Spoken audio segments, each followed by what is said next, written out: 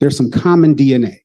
The common DNA is they focus on fact as opposed to feelings and any sort of conjecture. Feelings and conjecture get us in trouble. In my professional life, I'm a communications coach. I work for some of the largest organizations here in Atlanta. Some of them sell soda, others of them sell hammers. Some of them drive trains up and down the Eastern Seaboard.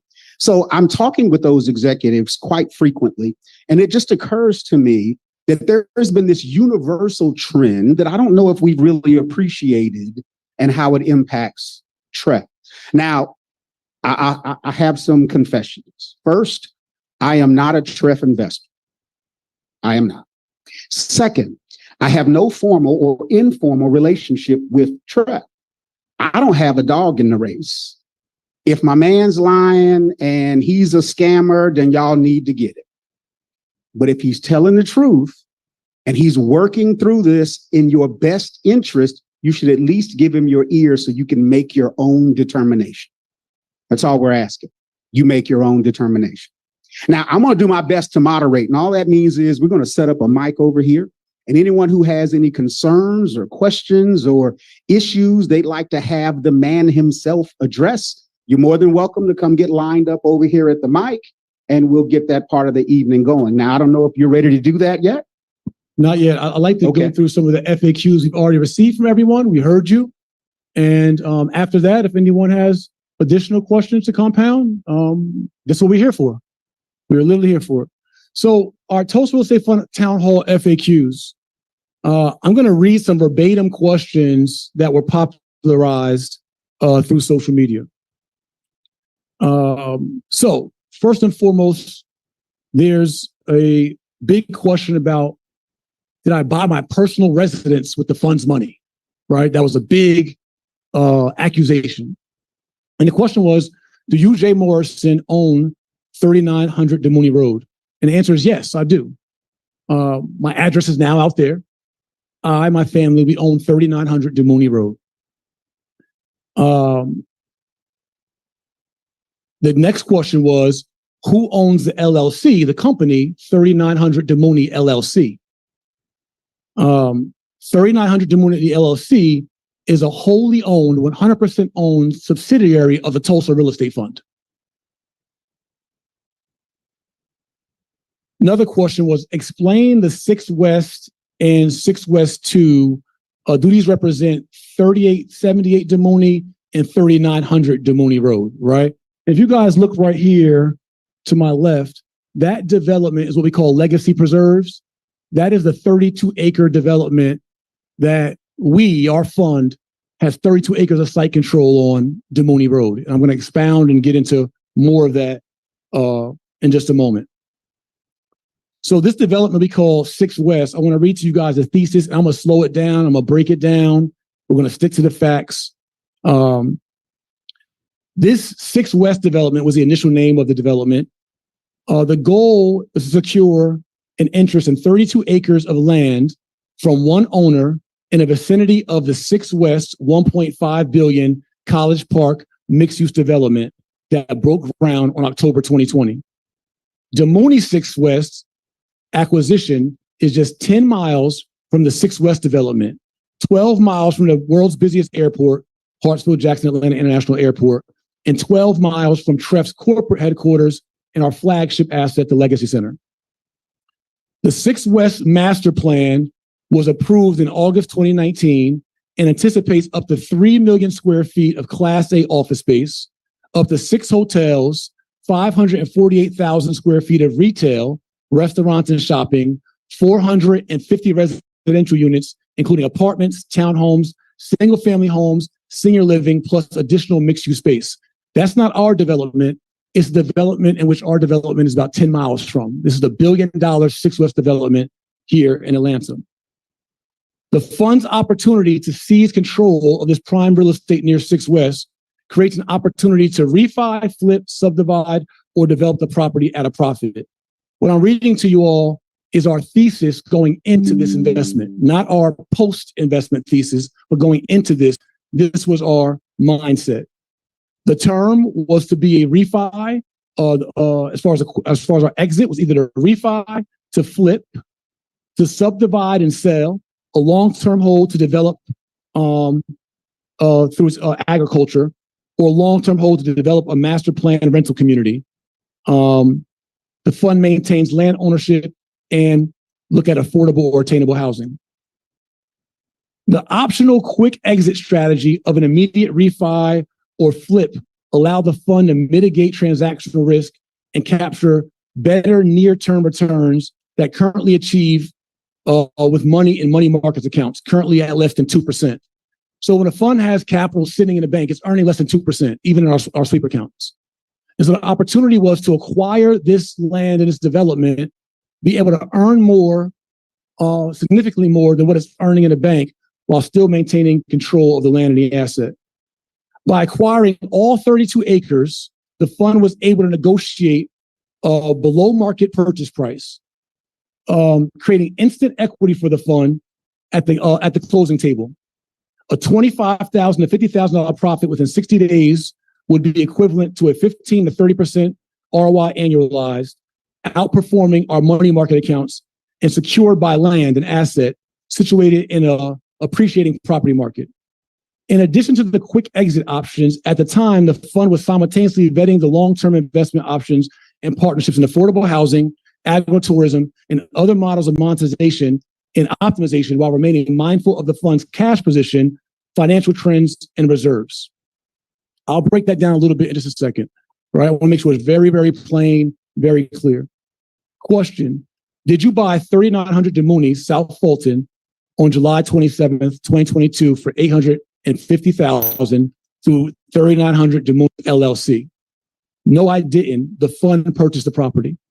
In July, family, of July 27th of 2022, the fund 100% purchased through the subsidiary 3900 DeMooney LLC, purchased 32 acres of land near 12 miles from here and near the 6 West development. It was not me. The fund did. Question: why did you sell in August? Why did you sell it on August 19th, 2022 to South Fulton Rental Group LLC for $0? This question is not accurately phrased question. It highlights the danger behind making uninformed allegations without having the facts. So the facts are that the property was sold by TREF for $875,764.85 that netted the fund a $25,000 gain on the sale in under 60 days. So let me just kind of expound on that. The fund acquired this 32 acres development, right, with not the strongest capital position. But we need this prime real estate and this development right here, this opportunity to continue to grow our mission of this micro city and multi-use development. So in August and into September, we restructured the financing of this asset and got the fund a profit of nearly 3%, a $25,000 profit in under 60 days, which is equivalent to a 13% ROI and profit. And the fund maintained exclusive development rights of this land in perpetuity for life. So the fund has 5 acres of land it owns free and clear, right? A part of this assemblage. And 27 acres the fund has exclusive development rights for 27 years. And all this is documented in our purchase contract. Question: why don't we see 3900 DeMooney as the company listed in the 2022 1SA, right? The 1SA is our semi-annual audit. 3900 DeMooney LLC doesn't appear in the 2022 1SA because the 2022 1SA only covers the first 6 months of the year, of the fiscal year, which is prior to the formation of the company in July 2023. In fact, the primary reason the DeMooney transaction is cited on the 2022 1SA at all is because we have a duty to disclose it because it's a material subsequent event. A sophisticated investor will be expected to know this. So guys, when we're questioned that Demuni asset or Demuni LLC doesn't show in the audit as if it was some kind of secret or hidden thing. It's labeled. It's not labeled as a subsidiary of TREF because we haven't gotten to our 2022 audit to be able to present it to you as what it is, a company under TREF. This is all contract. This is all in contract. This is all documented. This is all from over a year ago. This exists. When we rush to judgment or have miscommunications, we can make these dangerous allegations. Further, because the 1SA does not cover the actual financial period that the 6 West transaction occurred, and the transaction is summarized at the subsequent event section of the financials. Conversely, per GAAP accounting procedures, the details of the transaction are and will be provided in the 2022 audit in 1K, which is our annual audit, for the financial period ending on December 31st, 2022. This is not to say a natural this is to say a natural function of accounting that 3900 Demuni LLC will be listed in our 2023 1K filing. So question, South Fulton Rental Group LLC is anonymous, started in New Mexico on August 4th of 2022. Do you, meaning me, do I, have ownership stake in South Fulton Rental Group LLC? Yes, I do. I have ownership stake in South Fulton Rental Group LLC. That is the company that restructured the financing for TREF, got TREF all of its capital back, plus $25,000 of profit in under 60 days, a 13 plus to 16% annualized IRR, and got TREF the full 32 acres or the 27 acre portion of development rights in perpetuity. I want to break that down even simpler. Tulsa Fund, our family property, which was acquired by South Fulton Rental Group in contract, allowed TREF to make a $25,000 profit in under 60 days, getting TREF's all of its capital back, plus a 13 to 16% annualized IRR on its funds, while contractually and factually giving TREF exclusive development rights to the 27 acres in perpetuity for lifetime. So TREF got 32 acres for the price of 5 acres. TREF paid $150 for 5 acres, but walked away with 32 acres to develop, plus 25,000 in profits in under 60 days. I just want to say it again, because I don't want to be a fast talker or any of that. I want to be a slow talker. Tulsa Real Estate Fund has exclusive development rights for lifetime of the 27 acres of Demuni that my family acquired through South Fulton Rental Group to give TREF the exclusive development rights to put together the vision we all said of building a Black Wall Street, a micro city, a mixed-use development, while TREF only had to bear the cost of 5 acres, and while we bear the carrying cost of the taxes, of the upkeep, of the insurance, of all the carrying costs of the development, TREF has all the development rights to this property, plus made $25,000 profit in under 60 days. That's what I want to make just very, very crystal clear to this family. TREF did not buy my family property. My family bought the property from TREF, giving TREF the development rights and 27 acres to develop free exclusively, and TREF earned profits on top of that over market value.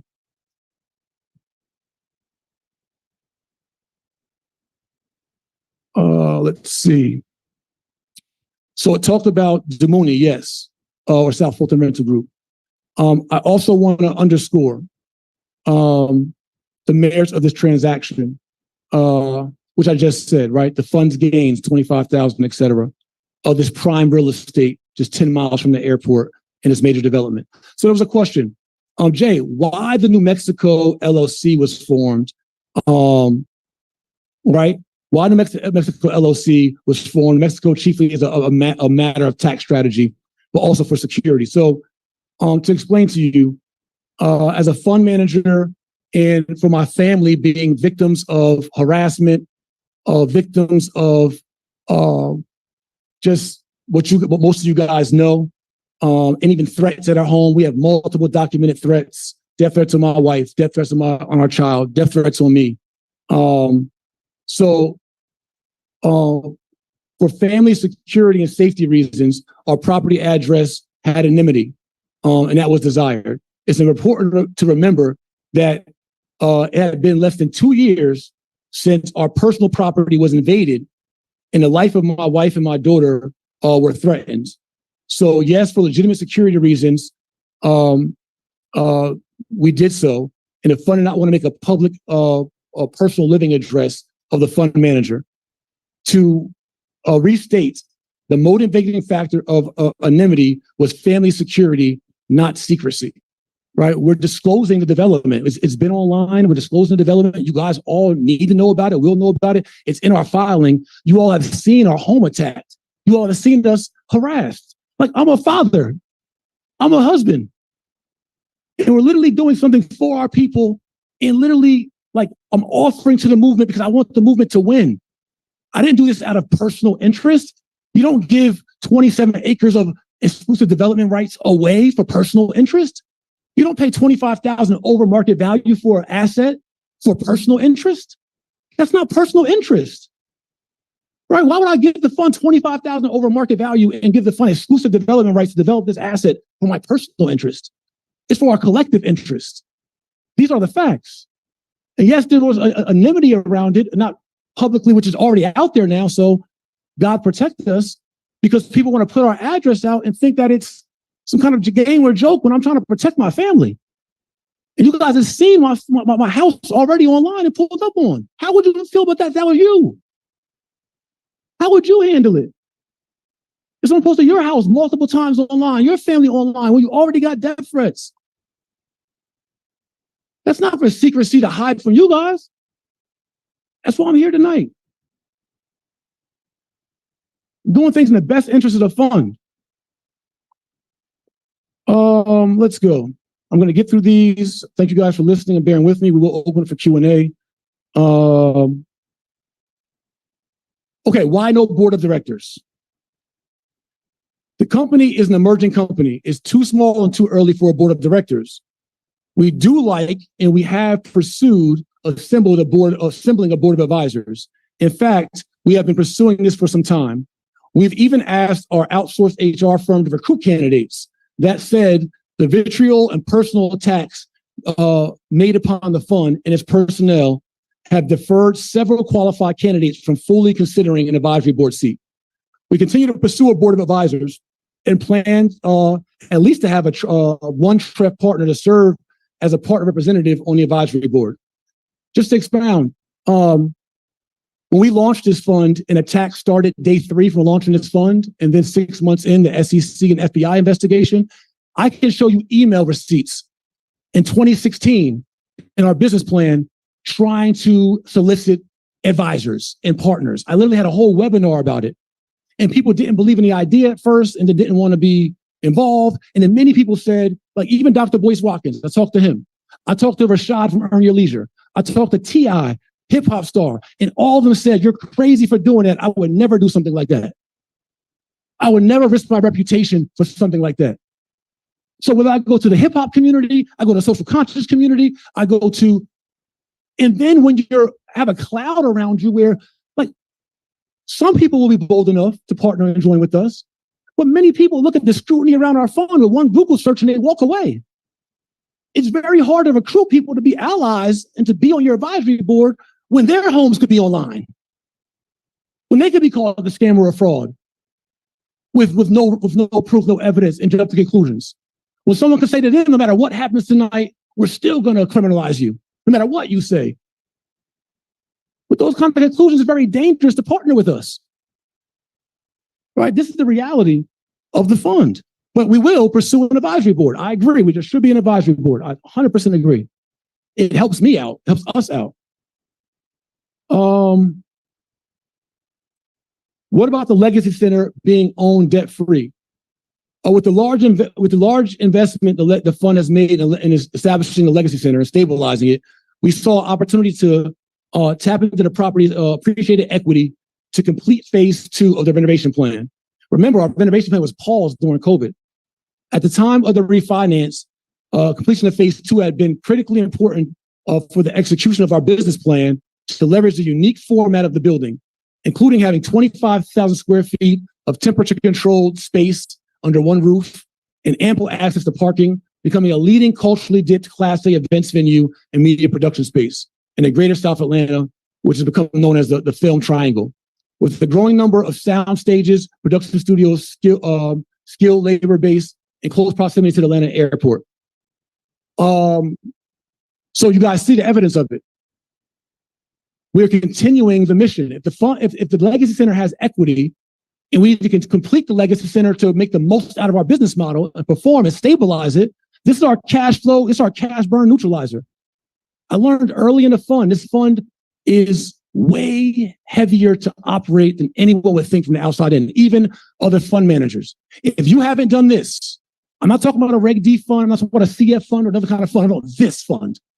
If you have not done this, you would not understand the operational heaviness of this fund. So I learned early that we needed a cash burn neutralizer, some kind of asset that could produce cash fast monthly to subsidize our burn. So we're not constantly declining in burn. And so that asset was launched on January 8th of 2020. We were excited about it. 3,000 people at our grand opening, a full business plan in the co-working space, $billion industry, and we walked 45 days into a global pandemic.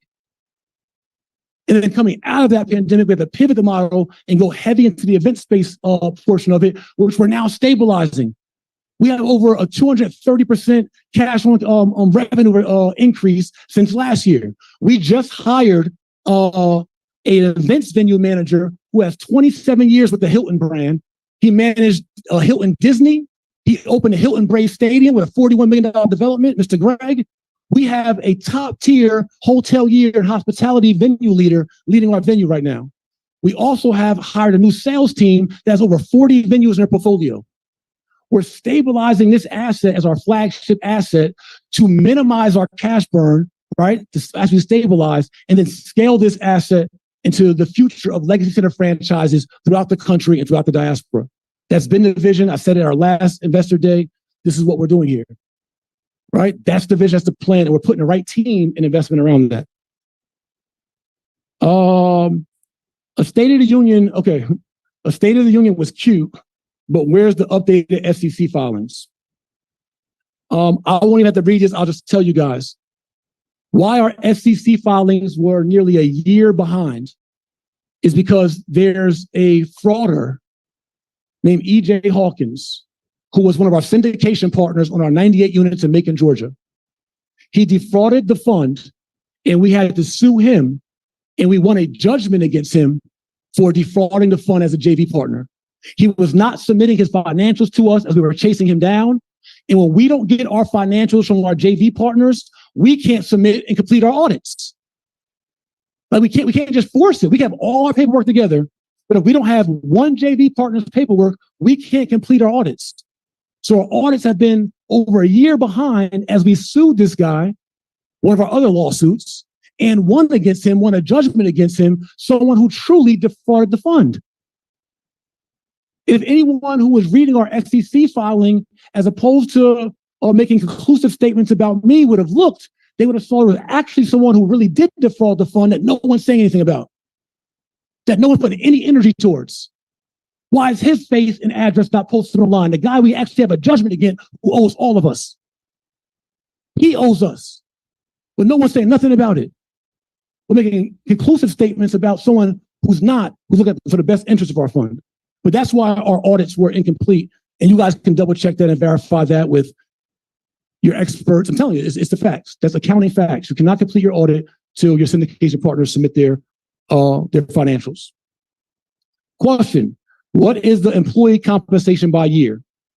Family, we do not disclose our staff's personal information and salaries, right? If you were working here, you wouldn't want your salary disclosed to the entire world for somebody to manipulate online and post. We don't do that. But in our Investor Day presentation, we'll go deeper into the numbers. But what I will say upon these salaries and financials, there are not secret companies, secret businesses, secret related parties that get compensation from the fund that's related to me. That's not the case. Or I know it's always implied, but that is not the case. I will also say we account for all labor paid for by the fund, including outstanding contractors, employees of working for subsidiaries at part-time help to allow for sufficient analysts of labor at a comparable rate of overall expenses. Still, for even more legit insight, we are going through our labor subcategories in our 2022 1K. So we finished this next audit, which we now are soon to finish. We'll have our investor day, guys, and we'll go through everything like we do every single investor day, right? What is the GMA marketing detail? Again, we will not provide unaudited numbers at this level of detail prior to filing financials with the SEC. That's always been our practice. We don't just spew out unaudited numbers that can be manipulated, skewed, that we can't stand on. We finish our audits. We complete third-party independent auditors. They don't work for us. They're not swayed by us. These are third-party CPAs and third-party auditors who are unbiased. And if you look, the last 4 years, we've had audits with no irregularities. These are independent contractors who are experts at audits, not an Instagram audit, but the actual CPA and third-party audit. For the full year of 2021, just so you guys know, for the full year of 2021, our advertising was 6% of our G&A in marketing. Labor was 70%. As stated above, additional labor cost details we provided during our Investors Day presentation after filing our audited financials with the SEC. We have no problem doing that, as we always have. A question: our G&A in marketing has gone up from $257,000 in 2019, $756,000 in 2020, but $929,000 in 2021, and $1.4 million in 2022, mainly due to staffing. Isn't the management fee supposed to cover the team? If not, who exactly is on the management team and who is on staff? No, the 5.5% management fee does not cover the operational of the team of the Legacy Center or the TREF operations, which is wholly owned by TREF. A full staff org chart will be provided during our Investor Day to provide additional details. 16 in our questions. Can you please show us the team, the titles, and their salaries? You should be able to pull up on a payroll, on ADP, or whatever HR management system you use right now. Show us an itemized list of expenses, vendors, since the category is so general. Please see our previous statements, right? You heard what I said. Again, an org chart will be provided during Investor Day to provide additional details. That said, there are certain industry relationships that we have secured that we would not disclose, and our employees' personal information we would not disclose. There's certain vendors and partners that we use, family, that we can't give to our competitors. We can't tell our competitors every vendor we use so they can hack our particular competitors. But I can assure you, there's not any related party to me. I know that this is about clarity. It's about confidence. Any related party to me is disclosed in our audits. So any of our partners or vendors, these are non-related parties to the manager, non-related parties to me. Well, we can't go around disclosing people's salaries, but the details of this will be given during our Investor Day. How much have you paid your wife, Mrs. Ernestine Morrison, directly or indirectly as a consultant through a business entity such as TREF, Tulsa Founders, etc.? She is listed on the website as Chief Communication Officers. So years ago, we launched the fund. My wife has not received compensation in the fund for 3 years. When we launched the fund, my wife is a successful business owner who had several dozen relationships that she brought into the fund as investors, as partners. She helped curate events, curate our marketing, our branding. She helped us early on in the fund stages and received just a very fair wage of compensation for doing so. And that was also disclosed. My wife has not received the compensation in 3 years. We're not double dipping. We're not using the fund as our piggy bank. We're not doing any of these things. That's not our heart. That's not our intention. That's not how we move. That's not what's going on. And all that is documented. As co-founder, Mrs. Ernestine, she's a co-founder of the company, though. When I met her, she wasn't my wife. She wasn't even my girlfriend. We were just business. It was a business arrangement. And she said, I have 36 NFL clients and other relationships on roster, and I can help bring attention to the fund. Our community garden is named after Pro Bowler and Super Bowl champion Demaryius Thomas. Demaryius Thomas invested $10,000 as an NFL superstar. Rest in peace. He passed away recently. That was Ernestine Morrison's relationship she brought to the fund, as well as many other $10,000 investors who matched Demarius Thomas during that time. That was her job in the fund, and she did very well at doing so. But in that spirit, we can state Mrs. Ernestine Morrison has not been paid directly or indirectly for any services for the past 3 years. Question 18, and I'm done, y'all. We'll go to Q&A. A dividend, the question is, a dividend is a distribution of profits by a corporation to its shareholders. On February 12, 2021, you elected to pay out a dividend of $391,428.24 to investors when there have never been any profits. Were you simply giving our money back to appease us or disguising it as a dividend? Was that a attempt to deceive? Actually, above definition of dividend is incorrect and is a common misconception or misinterpretation when pulling definitions from Wikipedia and the internet. Applied knowledge knows that a dividend can be paid from distributable cash, debt, or other sources of reserves. I want to say it again. A dividend can be paid from distributable cash you have, even from debt. There's companies that get debt, get loans to pay dividends, or from your profits or other sources of revenue. Meaning, depending on the corporate structure and terms, a company can authorize a dividend payment during periods of financial loss if they elect to do so. Specifically to TREF, dividend payment.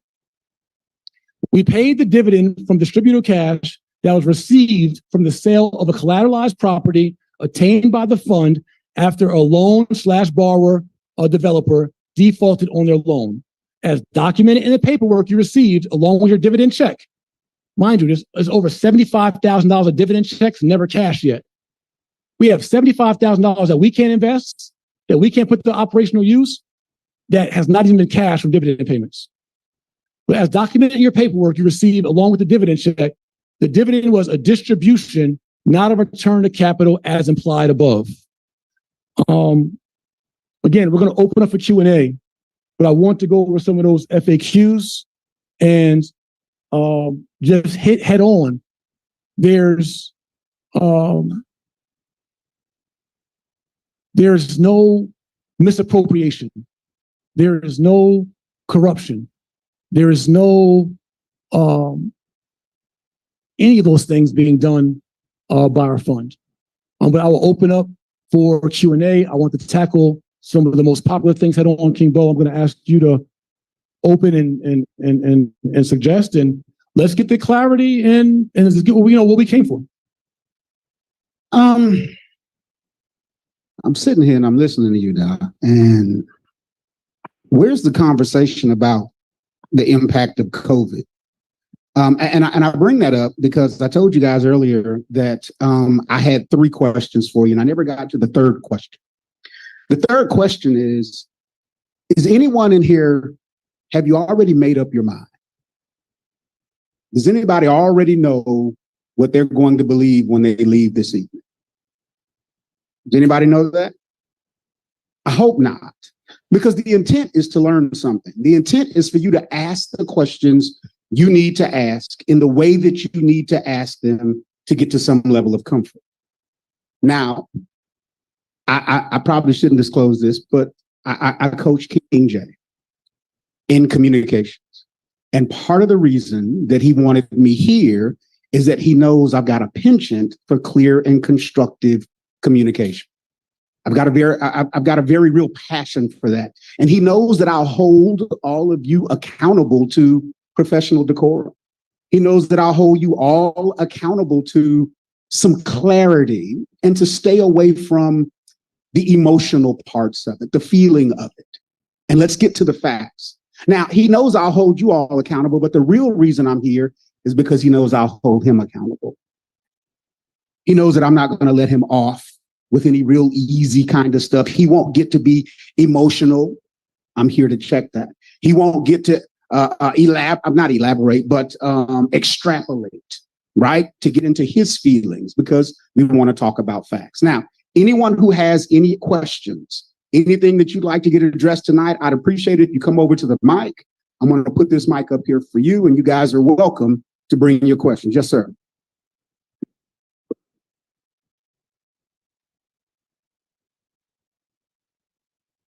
Good evening, everybody. My name is Larry Thomas, Brother Jay, and I'm from Albany, Georgia. I call myself a first-tier investor into the Tulsa real estate fund. I made that decision 5 years ago because I had confidence in a brother like you trying to make a difference with Black people. I'm not rich. I earn everything I have. I'm a self-made man. I invested $20,000 in this fund. Now, I did that because I didn't see nowhere else that I could do 8% return on my money.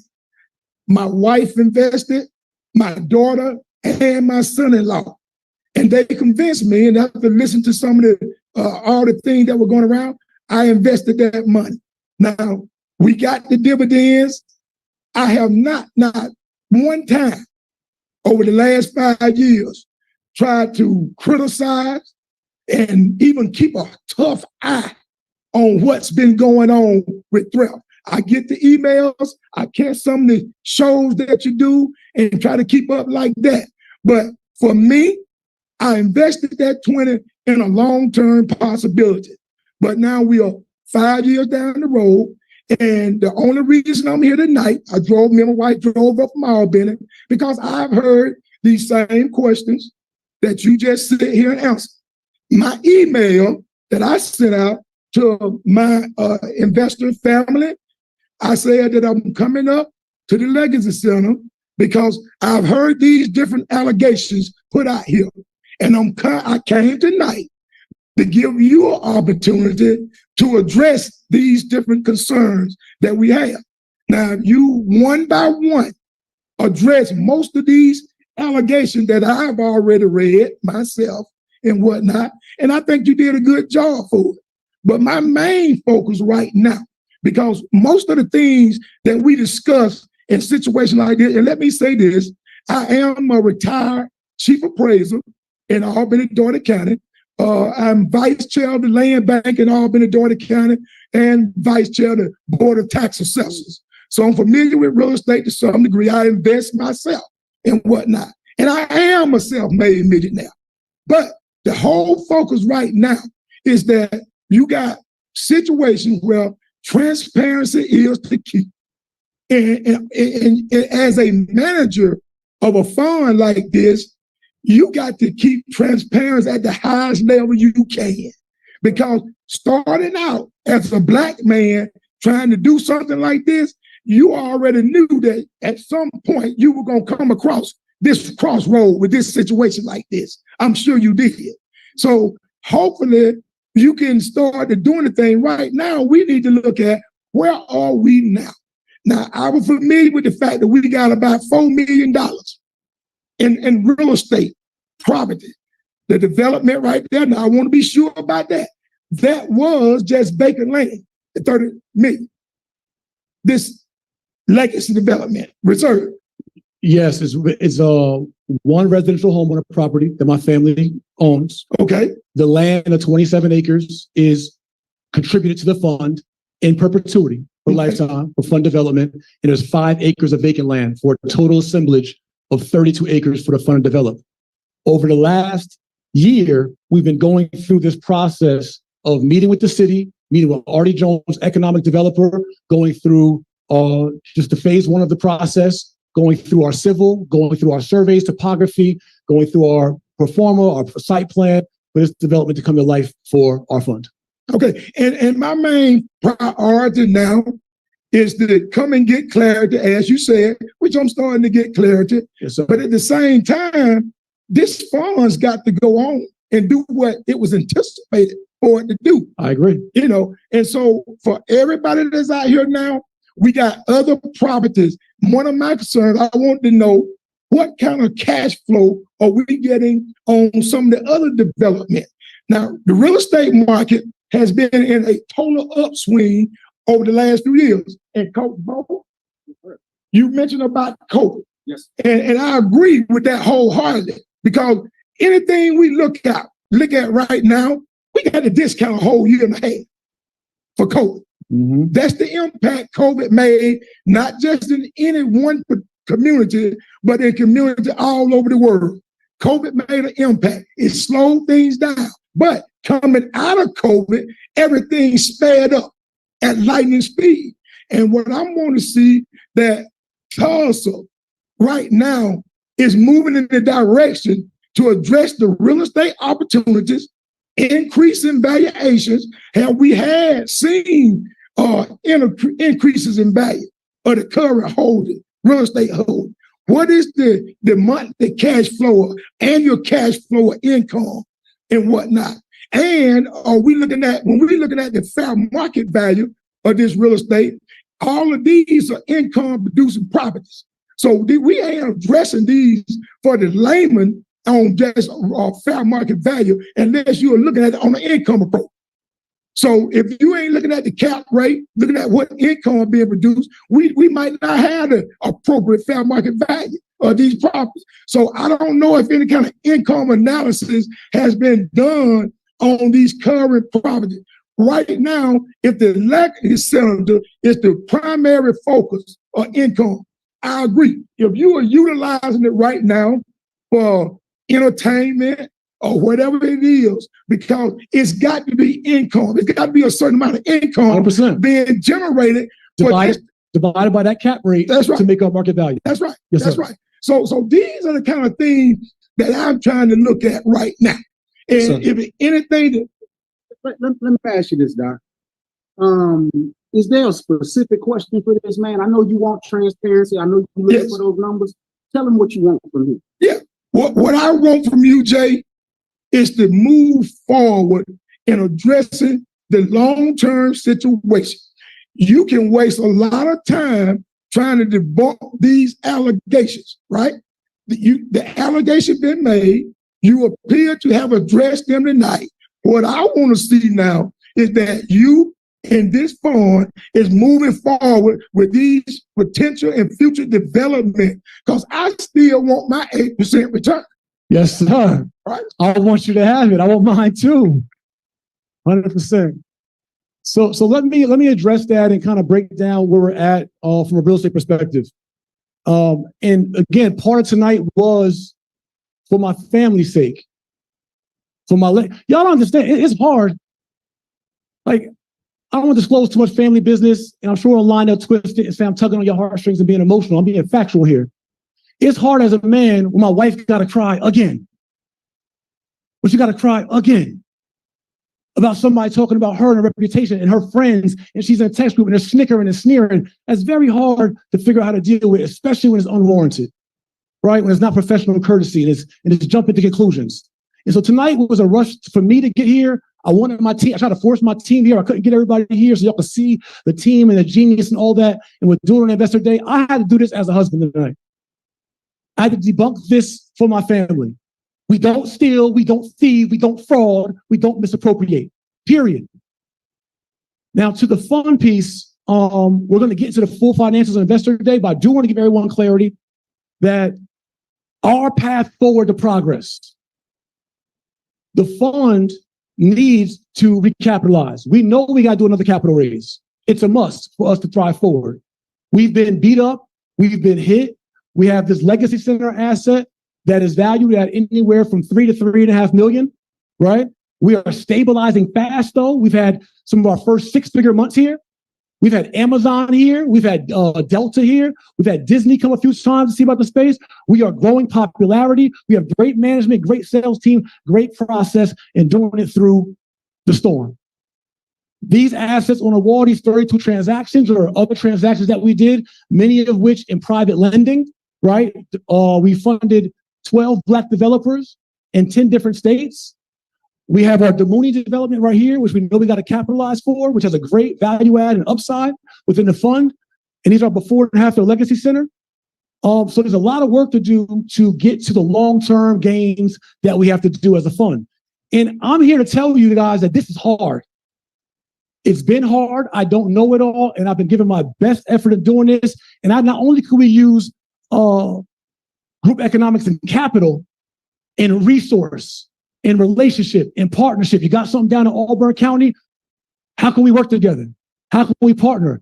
But it's very hard to pull together relationships.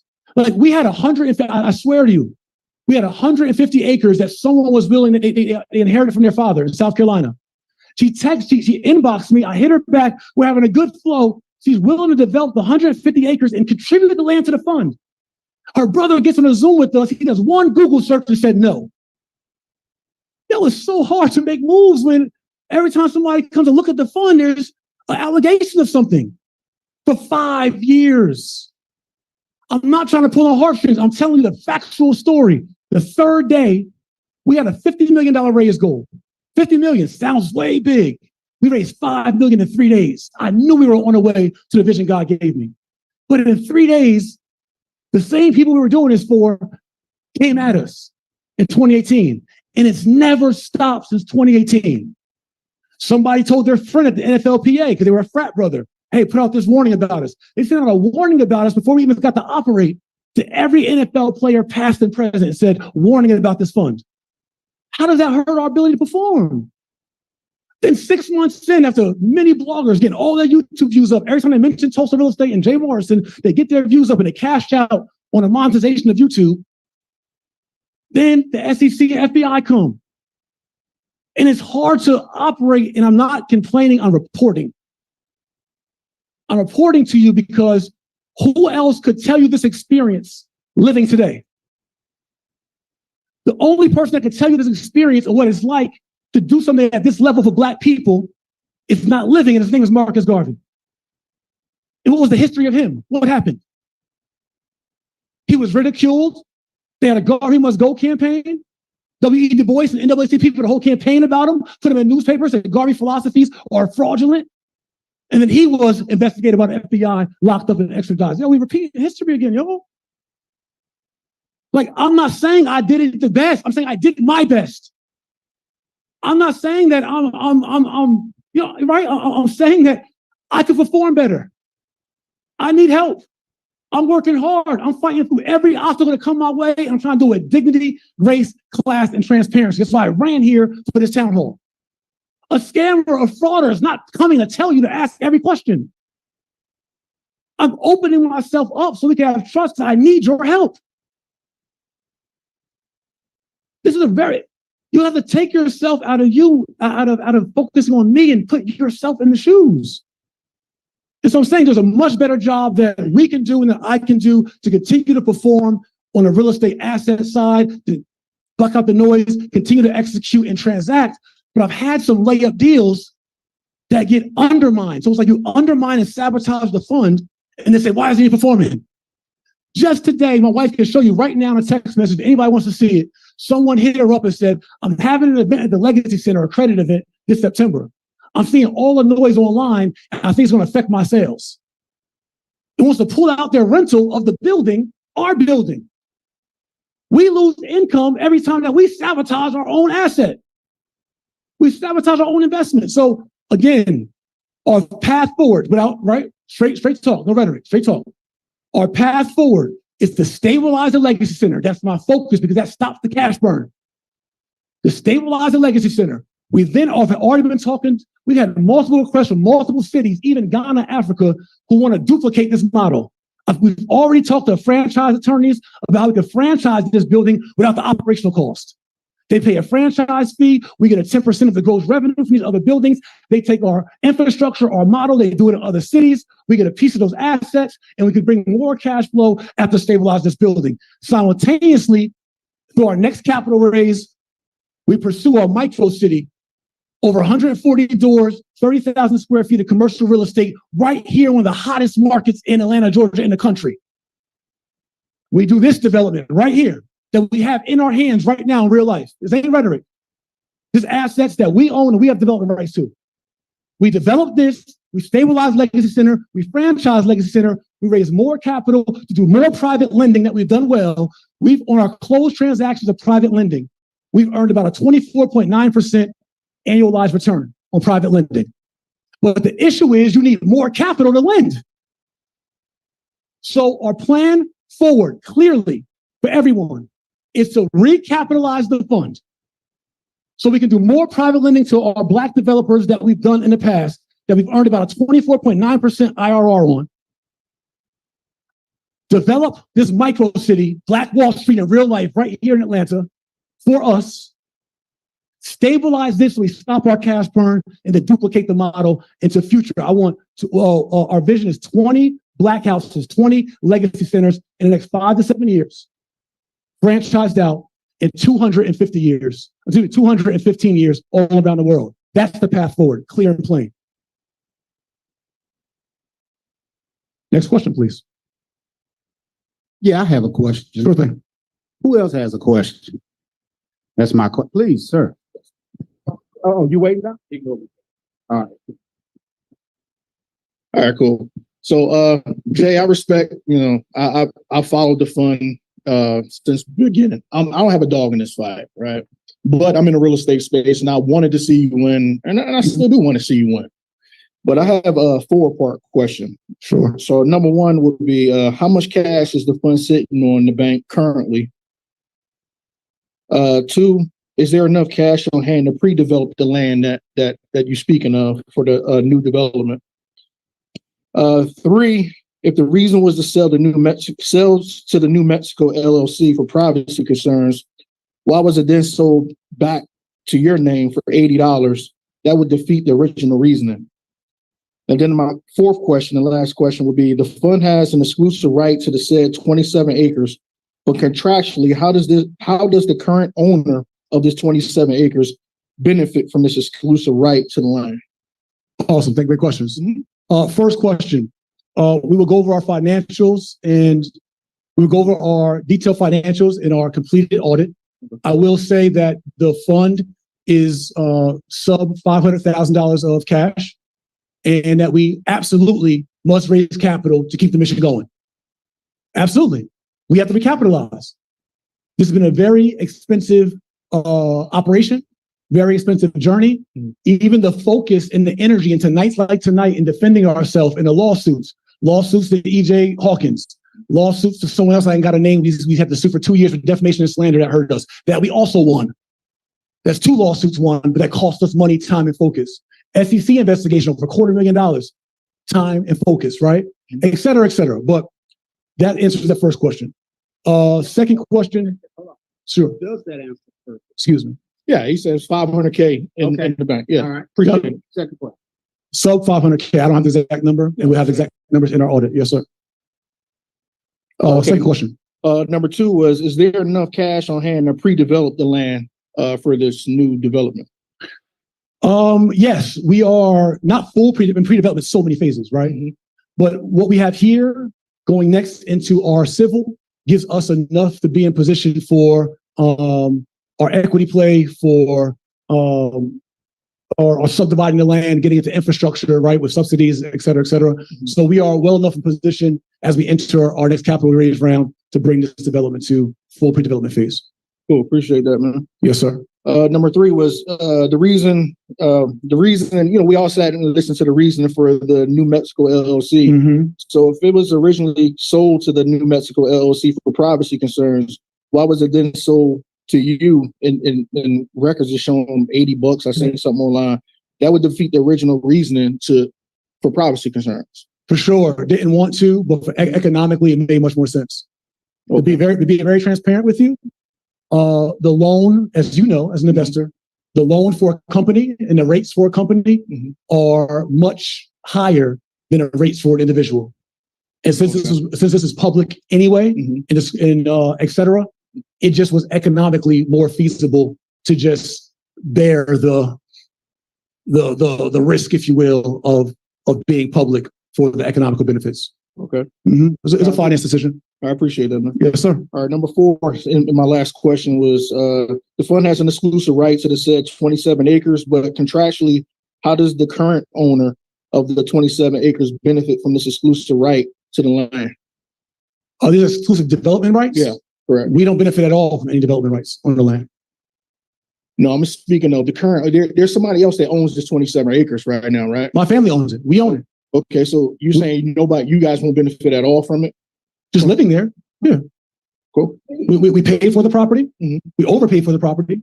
About $25,000 to the fund, right? Okay. 13 to 16% return to the fund.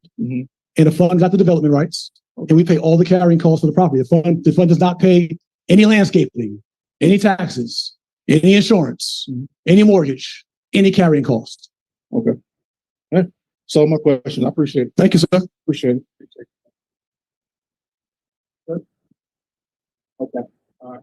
You asked a couple of my questions. You asked a couple about the question, but what's going on, bro? Peace, King. All right.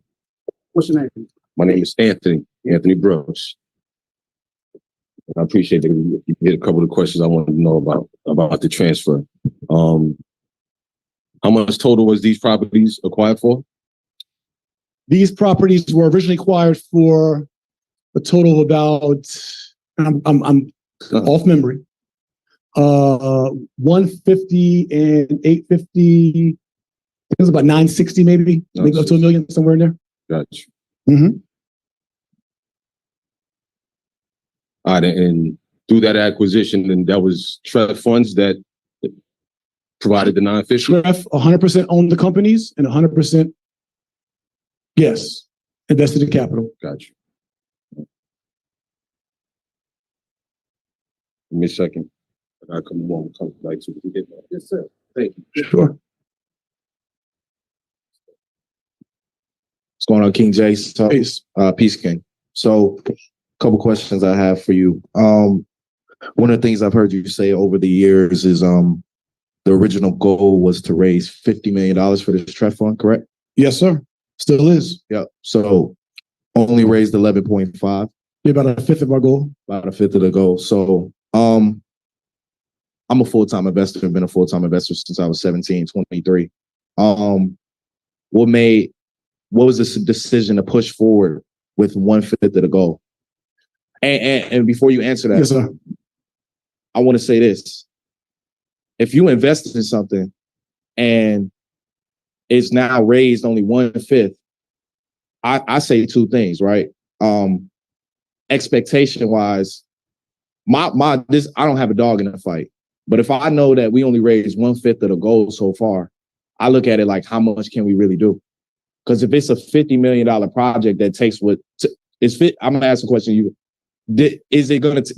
just said 50 million is what it takes to get the job done, right? Or no?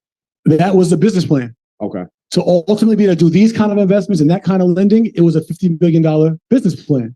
So when you look at, for instance, we earn about 24.9% on our private lending, right? Yeah. So imagine so for every $10 million that we had to lend, that would be $2.5 million approximately a year. Okay. So imagine we have the same operational expenses, roughly, maybe a little more, right, with more staff. The same operational expenses with 10 million more, 10 million more, and 10 million more.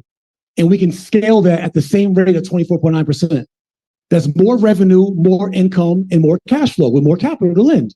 Yeah. That was the original business model. Now, why did we press on? I did not know with the momentum of raising 5 million in 3 days. Okay, question to our audience real quick. If you guys had an idea, it could be a real estate fund, it could be an electric car, it could be some kind of app, some kind of whatever, and you went to the public market and said, you know what, I'm gonna be crazy enough, I'm gonna be innovative enough to go raise capital, right?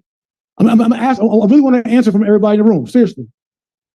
If you went out and you say, you know what, for my business, I'm gonna need 50 million and do this the right way, right?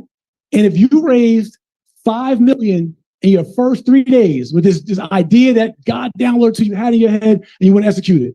If you raised 5 million in 3 days and your target was 50 million, do you all think with that momentum of 5 million in 3 days that you'd be more likely or less likely to maybe reach that goal somewhere close?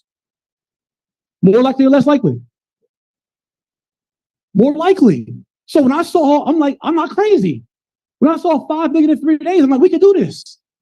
I did not anticipate the level of opposition year over year over year. So why did I press on? Because I'm resilient. Yeah, no. Because I'm persistent. Yeah, and that's what pressing on is how I got here in life. So I'm thinking that at some point there got to be trust. At some point the levee got to break. At some point, right? Because we did it already. We did 5 million in 3 days. Right? As an investor, King, like you did 5 million in 3 days. You about to get 50. You like, yo, I'll probably do it. Okay. Yes, sir. You were about to say something, bro? I'm sorry. Yeah, nah. Basically, that was the answer that because I left out the part that I knew that they raised $5 million in 3 days. So if you raise $5 million in 3 days, you're gonna think that this is, like you said, you've seen it done. Now it goes to the duplication. So could you speak a little bit more as to why you did $5 million in 3 days, but then the fund only did 11.5? Could you highlight those? Because I think that will help people understand as well too. Because for me, I look at it just like I said from an investor perspective. If we had a goal on a project to raise 50 million, we did 5 million in 3 days, but then we only did basically 6.5 the rest of the time. Where was the lapse at? Because my thing is, I look at this, right? As an investor, anytime you put your money into a product, you don't want to necessarily bash the product, right? Because some of the things that I have to agree, some of the things that you're saying, King Jay, do make sense. From a business model perspective, I want to talk about as well the Legacy Center. When it first opened, there had to have been a pivot. Now, I don't know how many people showed up in the building. You know, January 2020 it opened. 45 days later, it shut down. Didn't reopen until August. And like everybody got to understand sometimes that life happened too. So some people weren't here in the flesh. I was the first person to walk into the building when the building reopened. I was one of the first people that signed up for a membership here when the building first opened. Thanks. A lot of people spent a lot of money investing in the fund. I've spent 6 figures just being here and putting into the building. Where King Jay is standing, I paid $6,000 myself to get married in that spot and book the other side. I've sent people, countless of people over here, hundreds of thousands of dollars have been spent.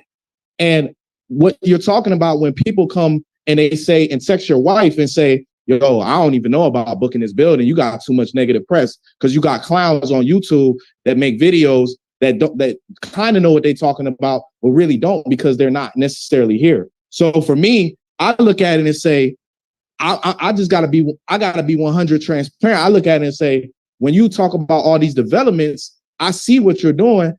I don't understand where all the smoke is for you, King Jay, because it's like you're here right now, you answering the questions. So the point is, I want to get down to the nitty gritty. A lot of people got the questions, but they just afraid to ask on the mic. King Jay, the $2 million in marketing expenses, did you spend that on JMA or no? No. Okay. Flat out point period. We literally saved the fund money to the sister company JMA. I literally, to save us money, the fund, I literally put the expense of marketing on my other company. Read the document slowly. I'm not fast talking, y'all. It's in the documents. My other company took over a $200,000 hit that I could have claimed. Did not claim it. Management fee. I've deferred over $500,000 of my management fee, and I could charge interest on the management fee. Read our operating agreement. I purposely never took interest and will never take interest on the deferred management fee. If this was a money grab, I also, as a CEO, can get a salary from the fund, part of the operating agreement. I've never taken a salary. If this was a money grab, if this is a personal piggy bank, I get the interest on the management fee. I get all the money my other companies do. I get the interest. We keep perpetuating this narrative. It's not true. Yeah. And I think that, and those are the things that, like, the main questions that I really have, because I think it's important that it gets addressed. And it comes down to now, like, what's the future? You know, when you talk about raising capital again, why do you personally believe people should invest again? Being all the things that have happened over the past 5 years, the things that have transpired, you know, the fund not performing maybe to people's expectations. Not to my expectations. Yeah. I want to say this too on a marketing fee. It was not $2 million on marketing, y'all. Yeah. It was general administration and marketing. Everybody tries to bottle up online the marketing to make me seem like I don't know what I'm doing. It was all the operational cost. Gotcha. It was not marketing. Marketing was 6% of that line item. That's factually in the paperwork. Yeah. So we hear these narratives online and we run to conclusions because guess what? It's online. It got to be true. Imagine what it would be like for us Blacks in America or anybody in America if a prosecutor laid out a case very, very thoroughly. And because it was thorough and conclusive, that's it. Imagine how many folks would be in jail if all you had was a prosecutor that made a case and now it's concluded. And no matter what the other person says, have the same conclusion. Yeah. So to answer that question, right? Yeah, you answered it. The fact about you said about moving forward, raising capital. The question about why do you think you can raise capital? The answer to why I believe I can raise capital, despite all this, is because we're already vetted. We're already tested. We've already proven we can go through the fire, through the heat, and still perform. And if not us, then who? And if not now, then when? Like we literally have went through investigations, lawsuits, insinuations, and we keep standing up and keep fighting for our people and keep charging forward. So if not this fund, if not this opportunity with these experiences, we already have 5 years of experience doing this. We know the technologies to use. We know the efficiencies in operation. We know how to get liquidity now for our investors. We could trade your shares and sell your shares without having to ask for redemption. We have all these findings that we have from the last 5 years of laying the foundation of the fund. So because of our experience and our tenacity and our resilience and our ability to still maintain and produce some fruit through storms most would have quit in, through environments most would have said, you know what, y'all can have that. We still have stood up and still continue to stand up and still fight with the initial vision of initial mission and still charge on for our people. That's why. Thanks, King Jay. Please. Hello. Hi, Queen. Peace. Gotta lower that thing. Short too.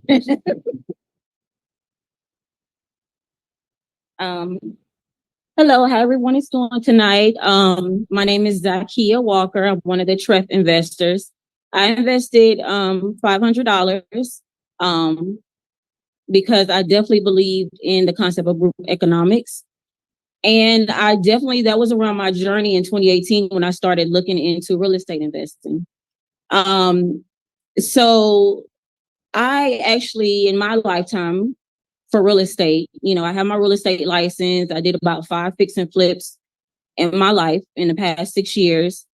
And I didn't have experience. I didn't understand what a crowdfund was. I didn't understand what even developing massive projects like with the 30 acres or something as massive as the Legacy Center. I wasn't familiar with that process. I'm only familiar with a project of maybe less than $400,000.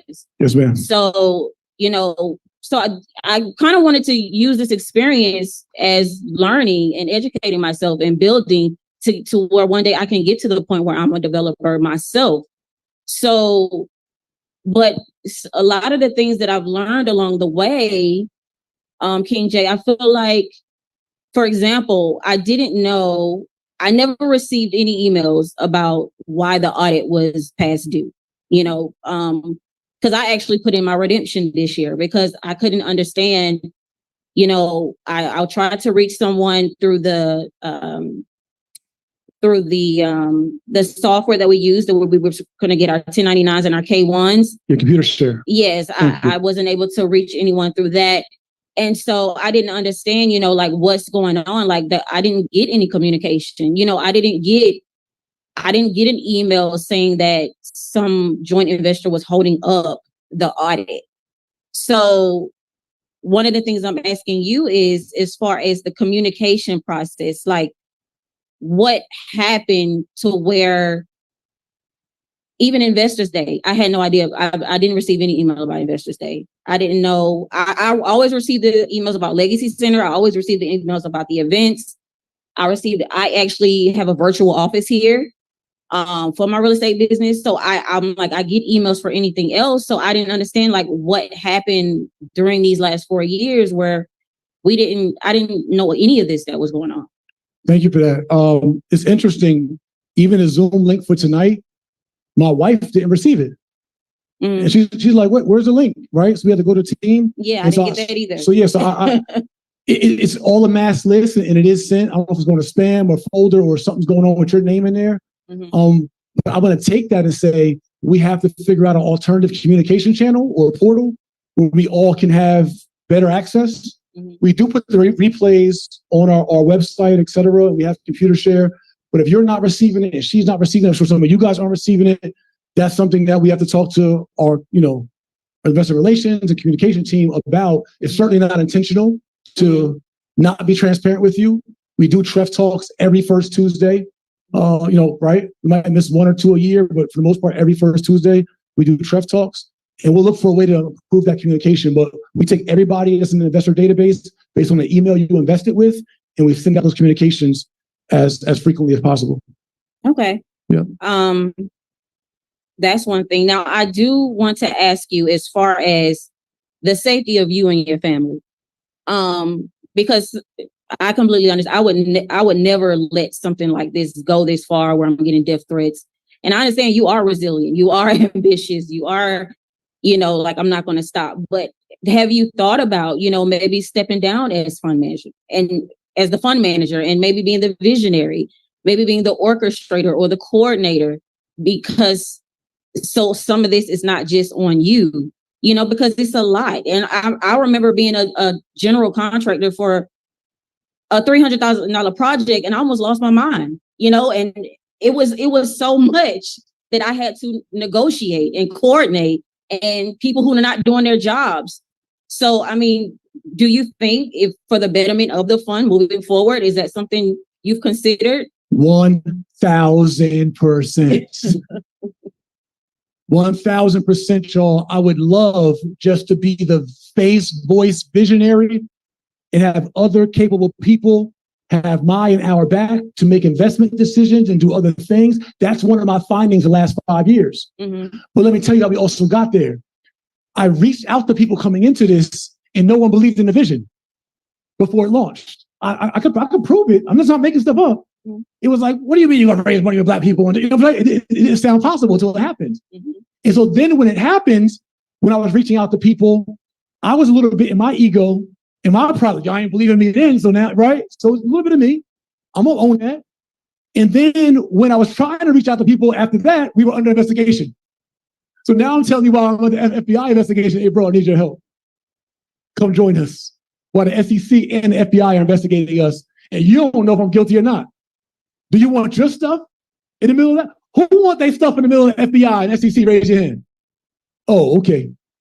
So moving forward, though, that is something that I like too. I like your help in, and I want to do. I ain't trying to be ball hog Jordan in his early days. I'm trying to be Jordan with Pippen and Cartwright and the rest of them. Right? I'm trying to be the best version of me that I can be for the fund. But I do want other qualified people, other qualified help in this environment as we go forward with our next phase of what we're doing. People that believe in what we're doing. But even with the recent smears, it's hard to go get partners with the recent smears. It's always smears. So it's really hard for me to people to say, Jay, I like you, I like the vision, but people don't even want to lease this building because of the stigma on the building, because of the things that are being said about the building and the fund, right? So it just makes it hard. But to your point, for my health, my spiritual health, my physical health, and my family's safety, I'd love to democratize and spread out the risk and all that. But then after seeing my experience, how many people actually want the risk? So, but yes, thank you. I appreciate it. And we'll do better on communications and serving you and the fund. Oh, and I did have one more question. Sure. As far as the documentation, because I know you've already seen, one of the lead investors, Jullien Gordon, he sent out a blast about showing all of the documentations I know you said that, you don't want to give out unaudited documentation, but even with just the 32 acres, even if you blurred out, names and companies, was that not possible for us to look at today? I believe we have something coming to everyone with this. We're going to give you guys the contract, the actual sales contract, mm-hmm. the agreement on showing the profits. There's another document as well to support what I'm saying. Okay, so that's something that we're gonna get emails. Yeah, I thought and you don't be getting emails, but I will make sure that is likely an email. Yes. Likely an email. I thought we were working on trying to get something printed out today, but it didn't work in this rush, mm-hmm. or having something presented on the screen. So I will do that just so it's not just, me talking, but everything I'm saying is also a part of our audit, right? That's what the audit is for. Right. It's to hold me accountable. Right. It's not somebody that works for us. So when I say the fund owned the Mooney 100%, I just can't make that up, and it's not in the audit. When I say the sales contract says exclusive development rights, if you guys read the recent audit, it says it right in the audit, right? Exclusive development rights in perpetuity. These are the facts, and they're all support. And our auditor, they support documents. So I'm not held to Instagram audit. I'm held to an actual certified auditor, third-party auditor, who has no dog in the fight and no lack of objectiveness. But we will try to get you guys something you can physically put your hands on, just to further allow us to demystify, debunk, clarify, and move forward. Will that work? Yeah, that'll work. And I have one last question. Wait, that was two last. I'm sorry, one last question. Go ahead, Quinn, you got it. So, this is all a process for people like me who are not familiar with crowd funds, REITs, trusts. Are you willing to do some type of class or some type of education to how these types of funds work? Because it's still a lot of things when I'm reading the audits, when I'm reading, the court documents, I still feel like I should have somewhere I could come here, or where we sit down and we actually go over work for, just like we do in real estate class. We have an actual class where they teach us all of this verbiage so we can understand what we're looking at. Two sources, y'all. If you go to TulsaRealEstateFund.com, you'll see a bunch of, you can search, or we have a Google, like a kind of our own Google search bar.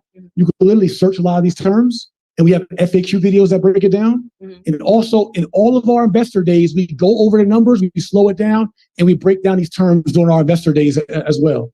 But I'm totally open to holding a class to, to give us more education. But that's the silver, even though I hate the fact that my name got to get smeared, and my wife has to get smeared, and we got to, I don't enjoy this, that part of it. But the silver lining in it, think about this. We have a room full of Black people that are talking about P&Ls, audits, analysis, funds. That conversation wasn't a conversation 5-6 years ago. So part of this process, although it's painful, is to go through this process so our families and households can have these conversations about value-add opportunities and development. So I'm certainly more forward to move that education and information forward. And I'm okay enduring the brunt of this for us, that we can be sitting here having a civilized conversation that's increasing all of our awareness about funds that we had no knowledge of as a community just a few years ago. Okay. All right. Thank you. Thank you, Queen. Thank you. Listen, you got one more last question? No. She got one. I guarantee you she got one. Yeah, she got one. Listen, I did want to say this. Now I forgot I was going to say. Come on, man. Want me to lift that up? No, I'm good. All right. Oh, gosh. Peace, kings. Peace, queens. How y'all doing? Peace, King. I'm King Ross. I'm a fixture here. They probably wondering why I don't leave. I'm always here. Can you raise that mic for him, or can you take that mic out? Yeah, please. He's a little taller than our last guest. Yes, perfect. I myself has been coming here from day one since they opened, and serving in every capacity that Jay would allow. I have a couple comments, suggestions, and statements real quick. Well, in regards to what the young lady said about learning, our Black families, we definitely need to be building funds within our families. This is something I did almost 7 years ago. We need funds within the families. Each family should have one. Someone should be the banker of that family. So this is a great learning tool for those of us who are looking to build real legacies. So for me, my background is finance, former IRS agent, former corporate development strategist, former manager for 5 Home Depots out west. So I have a solid financial background going about 30 years. I also was teaching this knowledge in the 90s, and my generation looking at me like they didn't know what I was talking about. So I had to actually keep living to find a group who would understand where we're going today with finance. But here's my question to you, Jay. I know you've heard me say this over and over. I'm all about structure. So for me, the advisors would be something I would recommend highly, because I feel like that, one, would take pressure off of you, and two, it would help you get to your decisions that you're taking on pretty much on your own. How do you feel about that? Well, I want to be clear, guys. I don't take decisions on my own. We have a team. There is a leadership team that I consult with, right? But having people from different industries with different relationships, different resources coming on to be advisors would certainly be helpful, right? So advisors are a good thing. It's something we're pursuing and have been pursuing.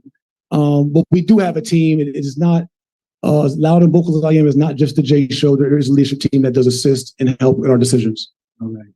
Let me see here. We're in the empowerment zone. So raising capital, I felt, to me, this would be the perfect area because you could bring in corporate and other dollars that we won't get out of the community. I feel like we could raise maybe 20, 40, 50 million if something was done right here in this empowerment zone. Yeah, you know what? We were targeting, we had a great relationship with a company called Peer Street. They're a national lender, and their CEO's name is Brock. Brock and I hit it off, and we're talking about some national opportunity zone initiatives and other lending initiatives, all those kind of things. And then Brock stopped returning my emails, and then his team hit me and said, based on what's going around your fund, we'd have to decline at this time. So again, we're still going to be pursuing those opportunities, but guys, we just have to be realistic and just understand and imagine it's very difficult to partner up when someone can do a simple search of your company name or your name, and there's constant scrutiny that people just don't want to be involved in. But we'll continue pressing on, and we'll find those relationships and get into other opportunities on fund, other empowerment zone fund opportunities here. That was the next question. You did it with this project. You had a separate entity buy it, even though it was fully owned by the TREF fund. How about doing something like that here? I guess that's where I felt that you would be able to raise the money because it wouldn't be directly the TREF fund. Yeah, TREF fund or my name. So we need a separate entity, and it may not have to be the person that they're talking to. Okay. Because if you look up Jay Morrison, you're going to see allegations, even though there's no findings, even though it's clear, even though we win this lawsuit, even though it's speculation, it looks bad, it feels bad. And as a business owner, you could be hesitant to get in business with something that's muddy. That's correct. And that's been part of the undermining of our company, right? If you just throw a smear on somebody, they're now muddy. And now you have to decide if you want to get in bed with the mud or not. Right. Yeah. That's right. Like putting tomato sauce on a white shirt and you're trying to clean it out and it comes out. Only a couple more. Because this area, I just got a spot around, not right in the area for our youth program. And hello? What's that? Oh, okay. Oh, some bleach on that. Had it. Okay, I'm gonna go ahead and get down the last two here. I got the overhead. Okay, the management fee was very high and it continued to climb. What are we doing to knock that down? Because right now we're at the stage where we have to raise more capital. I believe that's going to be a sticking point for investors if the fees are still high coming into this new project. That's a great point. We are looking at ways to cap the management fee or to introduce a management salary. Okay. That still respects the level of effort that the manager has to put in and level of risk that I have to endure and all those things, but still respecting the fund and where we're at in the fund, which is why, again, I've deferred over $500,000 of management fees, right? Trying to respect my hard work and rightful compensation, but also respect the level of fiscal status that the fund is at, right? And so I agree, and I'm always cognizant of that. Y'all, I'm not greedy. I'm not here to be a pig. I'm not double dipping. I don't do those things. So yeah, we were definitely looking at in the future of ways to mitigate that, to give investors some level of comfort. And I'm in it too. All right. I wanted to ask about that anyway. Go ahead. No, I'm done. Go ahead. Yeah, the build out costs on this project here, because I'm actually doing I'm working on a 29 unit development myself. What is the build out cost, the full build out cost, land development cost, not the build out. What does that look like? Because after you got that done, of course, you can get the rest of the money. Yeah, we're looking at land build out costs somewhere between 6 and 7 million, probably upper 6 right now. We're looking at trying to get some subsidies from the city of East Point, city of South Fulton. They've indicated that we can get some infrastructure subsidies and other things that can help mitigate those costs. but somewhere in about 6 million range for full land build out. Ready to go vertical. Have you spoke with them? Last thing, have you spoke with them about the bond issue down there? We have, yes, sir. Okay, Yeah. thank you. Yes. There he goes. All right. 11.5 million raised. Yes, sir. The brother asked, he said it's about 500,000 left. Yep, so 500,000. What assets currently does the fund own? The fund owns the Legacy Center. It owns the Demoni Annex property, 5 acres here. It owns the 27 acre of development rights. It owns also a property we have to foreclose on in Cincinnati.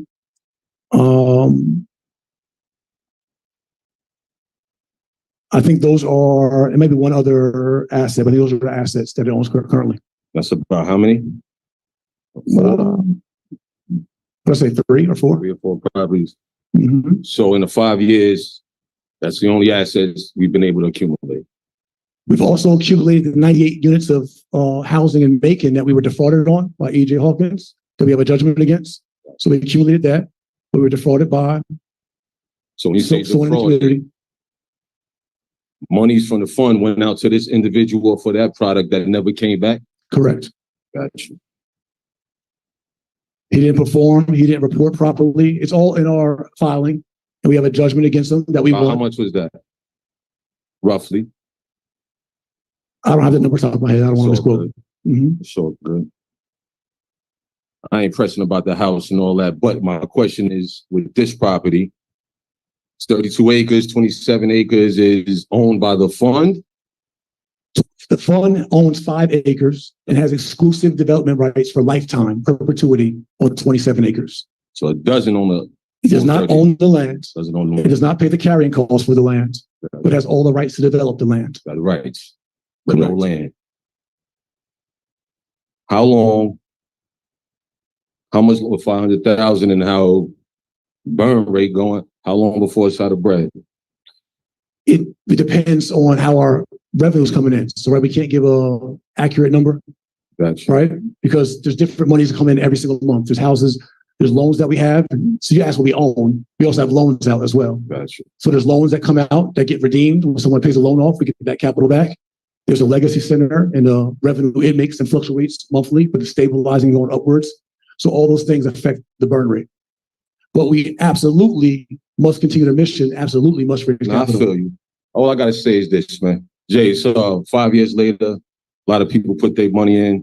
A lot of people leave you, myself, believe in you. Yes, sir. I want to be in myself. On the story that initially that we supposed to have a similar fabric coming from a similar background. You know what I mean? So that's understood. I had no issue, throwing a couple dollars up, right? Mm-hmm. I know a lot of people did because of that. So after 5 years, $11 million down. I hope you understand how people look at that. You know what I'm saying? Like, damn, where all this money went, man? You know what I mean? I understand. And trying to get an understanding, sophisticated, not sophisticated. We just went with the bro because we thought he had the leadership, or believe he has the leadership to take this to where we need to go. My dude, I'm gonna leave it at that, man. I ain't got no more questions. Thank you for your time and for answering. Do you mind staying right there for a second? Can we dialogue? And you keep it 100 with me. Do you believe that I gave my best efforts in this environment of everything that you already know the fund has been going through since the time you've been a part of it? My best efforts to make this happen? I don't know what your efforts were, so I can't say. I'm just asking what you believe. It could be no, and I won't be offended. It could be yeah. Nah, personally, yeah, I'm gonna say no, but I don't know. That's me making an assumption because I'm not here with you day to day to see what you're doing. Mm-hmm. You know what I mean? I ain't trying to get in my situation, but my little brother and I, we just grabbed up, piecing together real estate information. We bought 3 properties. We squeezed together $60,000 from people we never thought would be able to have that. We bought 3 properties via tax deed situations and auctions and negotiating that, and they're now worth $600,000, right? Mm-hmm. And that's what us not having no money. We ain't have $11 million. So I do know what would have been done and what potential if we had access to $11 million. So I'm not even gonna put that on you or answer that in that way, brother. I don't know what you have. No, you know that's the perfect answer, King. You know why? I understand why everybody don't understand. Because if I didn't sit in this seat, I'd be thinking like you. I'd be thinking like, yo, bro, I'm from where you from? 11 million and what?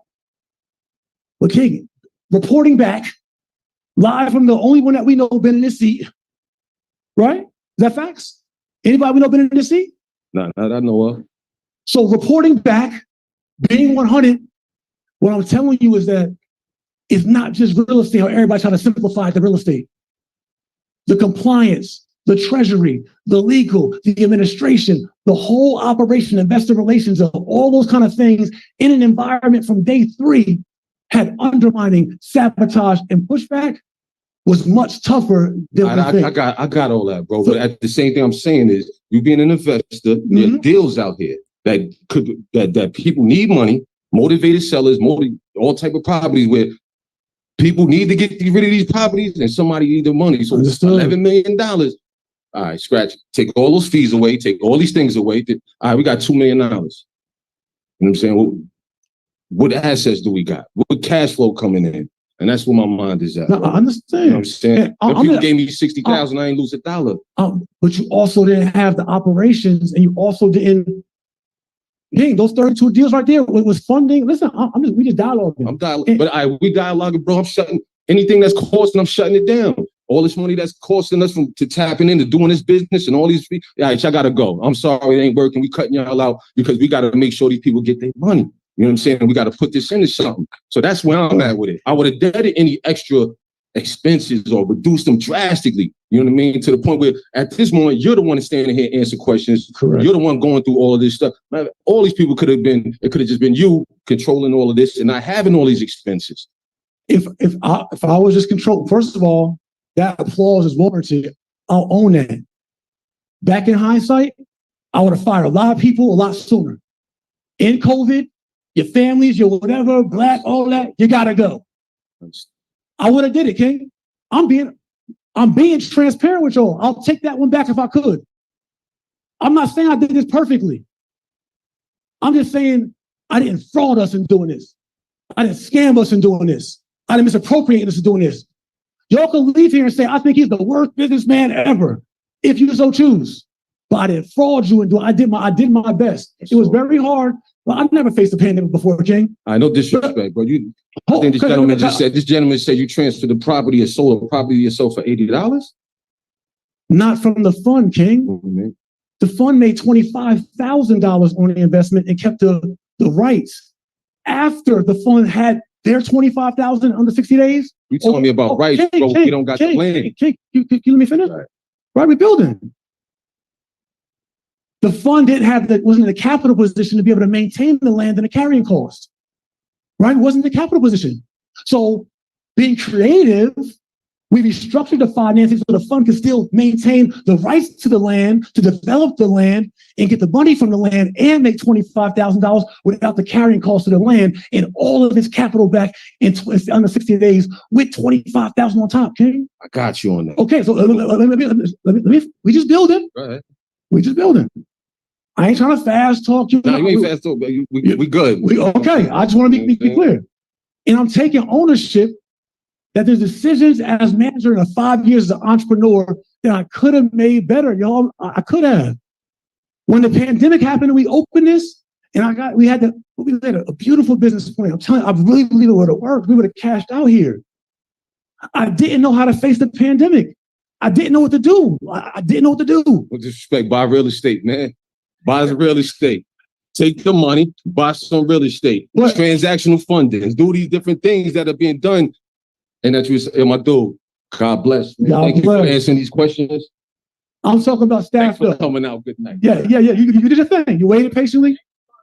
No, I feel you. What I want to say is, during the pandemic, we had staff in a business model here. Remember, we had heavy cash burn. So we were using the legacy center to be our cash burn neutralizer. So when the pandemic happened, I don't know if it's a 30-day thing. See, it's easy in hindsight to act like we all know, because we all know now. But when you end it, I'm thinking like, is the pandemic 30 days and we just keep moving? Or is it 60 or is it whatever? So I'm trying to juggle how do I make my decisions, focusing on our biggest asset while we're still deploying capital and building a company at the same time. You have to remember, the fund had no infrastructure, no staff, and we're building it from January 1st, 2018. So I'm building a company while still raising capital, while in that same pandemic the King just mentioned, go buy real estate, while I'm just develop this, while we're in SEC investigation, and I'm still in FBI investigation, and I'm just figuring it out. I'm trying to tell you all, I didn't do it all perfectly. I didn't even do it great. I didn't even do it good. I did it my best, and I don't mind that judgment. I do not mind the judgment. You can have your opinion of me as an entrepreneur or a real estate person, right? And I won't even complain about you not being in this seat in which you think it is. What I want to try to say is that I don't steal, I don't scam, I don't fraud, I don't misappropriate, and have not. That's what I'm here to say. Yeah, so I remember my question from earlier. Sure. And this, I'm at the tiptoe, y'all. It's kind of high. My question is, I'm picking up on a theme. The communication, the clarity, the visibility, the thing with the email is easily solvable. Does TREF have a membership-based site where TREF members log in? It does not. It does not. Okay. We'll talk about that. But generally, you have a membership-based site where you can go and list all the documents that were sent via email. So people can go check in at a regular kind of clip to get all the latest information, whether they're receiving it in email or not. Again, the question is it a question? The question is, how much of your concerns are around communications? By a show of hands, who really has a challenge with the communications for the fund? It's okay if you raise your hand, love. I saw you. Okay. All right. Yes, ma'am. That's two. So everybody else, you feel like you're good with the data and the information you're receiving? How many people feel good about the level of communication they receive from TREF? Okay. There's a whole lot more people here than that. What's that, Doc? Mixed? Yes, sir. Okay, but that's the challenge. It's mixed. That's a challenge. That's something I think we're gonna have to try to address. We'll improve that for sure. Okay, sir, please come. Sorry. What's up, Jay? Peace, King. My name is Joe Stone. I'm here from the Church of Joe Stone podcast. I'm not a real estate guy. I'm a social media guy. I've held off on making a video about you, even though it would have been profitable. And it would have been profitable. I hop on the train, but I didn't yet. It came up, and I wanted to give you the opportunity to speak for yourself. And since we're in the same town, I see you face to face. So my first thing I wanted to ask was, and I think one of the gentlemen here asked if the land got developed. He asked you if you would be personally enriched, and you said no, correct? Because the land is developed and it becomes worth 10, 20, 30, way more than it was before. Then now you are the owner of all this equity that the company built into the land, correct? No. Okay. No. Okay. That's what the development rights are for. I'm saying, but you would still own the land. So even though the company can develop it, if the land becomes more valuable, you're the one that holds that value, not the company. I could be wrong. I'm just asking. Once we get into the development phase of breaking ground and going vertical, that land that we own is now contributed to the larger development. Right. So that land and that value is equity in a development, and we move forward fair and appropriate. So you would charge the company a fair value for that land once they choose to develop it?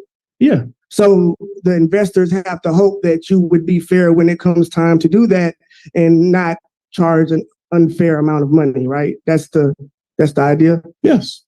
Okay. I mean, have to do that. I'm going to do what's in the best interest of the fund, as I have been. I mean, that sounds good, but you personally own it. So, I mean, and I'm not saying it's a question of character and integrity, and I'm not saying you don't have it, but what I am saying is that's asking a lot of your investors who didn't necessarily they agreed to let you manage it, but they didn't agree to let you have 27 of these acres. You get what I'm saying? Let's back it up, Joe. Good, fair enough. Cool. The land is not land that TREF paid for. So you didn't buy from TREF? No, I did buy from TREF. Okay. Right? Okay. So I bought from TREF, recapitalizing TREF. TREF got all of its capital plus a profit. So 25,000. And also, I'm sorry to interrupt you, but the 25,000 sounds a little crazy because when we're talking about a development like this and we're talking about the type of potential income, because you're investing in this land because of and I'm not a real estate guy, I'm just a common sense guy. When you're investing in the land, I'm guessing it's because you understand the potential value as a company, right? So you're investing in this land because you believe deep down that it's going to be worth 10, 20, 30x over the next, 30 years, 50 years, 100 years, whatever. But now you own control of that. You gave yourself control of that. Now the company has to hope that, you do business in the correct way moving forward, right? Let's slow down. Fair enough. Right? So the fund has the exclusive development rights to the land to benefit from all that upside that you're mentioning. Mm-hmm. What I have done is allow the fund to benefit from that because this takes time. This is a year since that purchase. The fund has paid no carrying cost in that entire year of mortgage, insurance, maintenance, taxes, and won't for any of the years. It sounds a little crazy when we're talking about $11 million fund. We're talking about this much real estate and it's such a big part of the portfolio. And the people involved didn't have an opportunity to vote on this. And you are the sole controller of it. And it's like we personally own it. You don't am I tripping y'all? I'm the only one that's okay. Just making sure I ain't tripping. Let's talk through that. I could be wrong. I'm not the smartest guy in the room. I'm just asking questions that I just think that because it just seems like if I was you guys, I would be a little frustrated about the fact that this happened. And you're saying we control 27 acres. No, we don't. You control the 27 acres. Because if you set the price too high, right, and TREF can't afford it, what happens then? But why would I set the price too high? Why would you give yourself the 27 acres? The $11 million fund can't cover the landscape costs? Bro. I can't cover the landscape costs and the mortgage. That was a bad investment. I'm sorry. Y'all being really nice to him because y'all friends. And I like you. You my nigga. I like you. My bad. You use that word here. Yeah, my bad. You my king. Listen. Iron sharpen iron. I'm cool with the iron sharpen iron. Cool. Let's go. But you taking it out of context. Okay, let me shut up. I'm gonna let you talk. All right. You can still build up. Okay, go ahead. Concept. Mm-hmm. So the fund is benefiting, right, from these development rights from the land. You're saying, but you control the land, all that kind of stuff. Mm-hmm. King, I'm the manager of the fund, right? I got our fund all of its capital back based on our capital, because we were an $11 million fund at this acquisition. Okay, fair enough. Right? Okay. So look at the context. So you easy to throw that $11 million out there. I just said we're sub 500,000 and must raise capital, right? I just said that. But not at that time. Correct. Not that time. Mm-hmm. But we were not in a capital position to carry this land. So if I got us all our capital back so we continue to operate and move forward and still got us the land, King, I gave the fund a layup. Opportunity for us to develop and pull this together, King. And also, this is another question, and this is another topic or another. Let's change it a little bit. Did he answer? Yeah. I'll take that. I'll take that answer. And it's really not for me. It's for them because I didn't invest. I wish at the time I believed in you, and I can't say I do, but I did at the time, and it hurt my feelings because I wasn't in a financial place to invest. Now it wouldn't be a thing, but at that time it was. So it kind of hurt my feelings that I couldn't be a part of this. So to see it, become this it's even more saddening, more heartbreaking. But what I will say is this too: you spoke about your family, you spoke about how that taxing you've been brutal, and that you were trying to protect your family by moving things around. And also you were a fund manager and you have fiduciary duty. And you also spoke to the fact that you have a higher level of accountability because of what we've seen in the Black community with the churches and other people taking advantage of the Black dollar. Do you think that, looking back in hindsight, that it was foolish to involve any type of personal residence, family business involved with TREF at all? Because now you having to answer these questions, and it does let you look bad. It makes the fund look incompetent and bad because we're having this, like you say, it's just bad press. Do you think that now that decision was foolish and you shouldn't have involved your personal residence at all with any of the fun stuff? Because I feel like a lot of these people probably would feel better if it was separate. Like, I wouldn't want your personal residence involved in if it was our business. Like, that seems like that's creating murky water, and now you have to answer these questions, and it puts you and the fund in a bad position. So I'm just asking, do you think that was a bad idea looking backwards? No. Okay. Yeah, I think we have an opportunity where the fund gained profits, about a 13 to 16% annualized return, with getting all of its capital and still the ability to produce the vision of what we produced without having to bear the operational cost and the burden.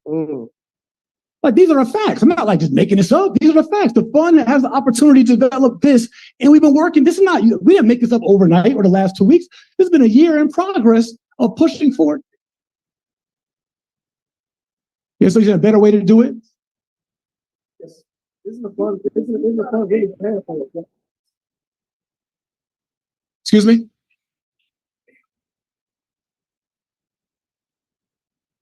I have an $800,000 house from $11 million.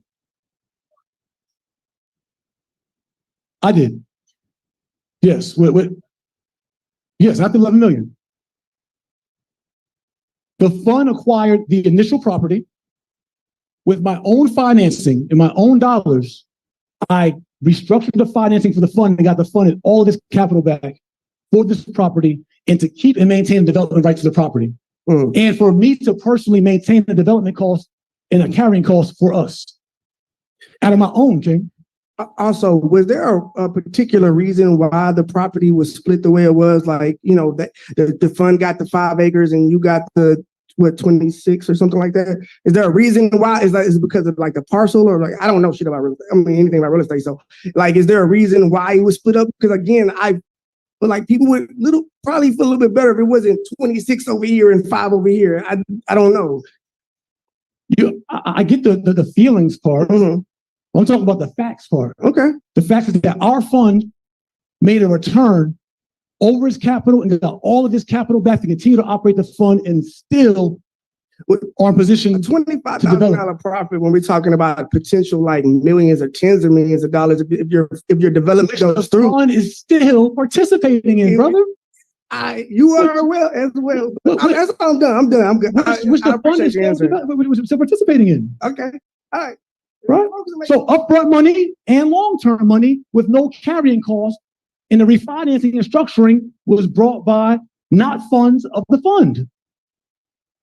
These are the facts.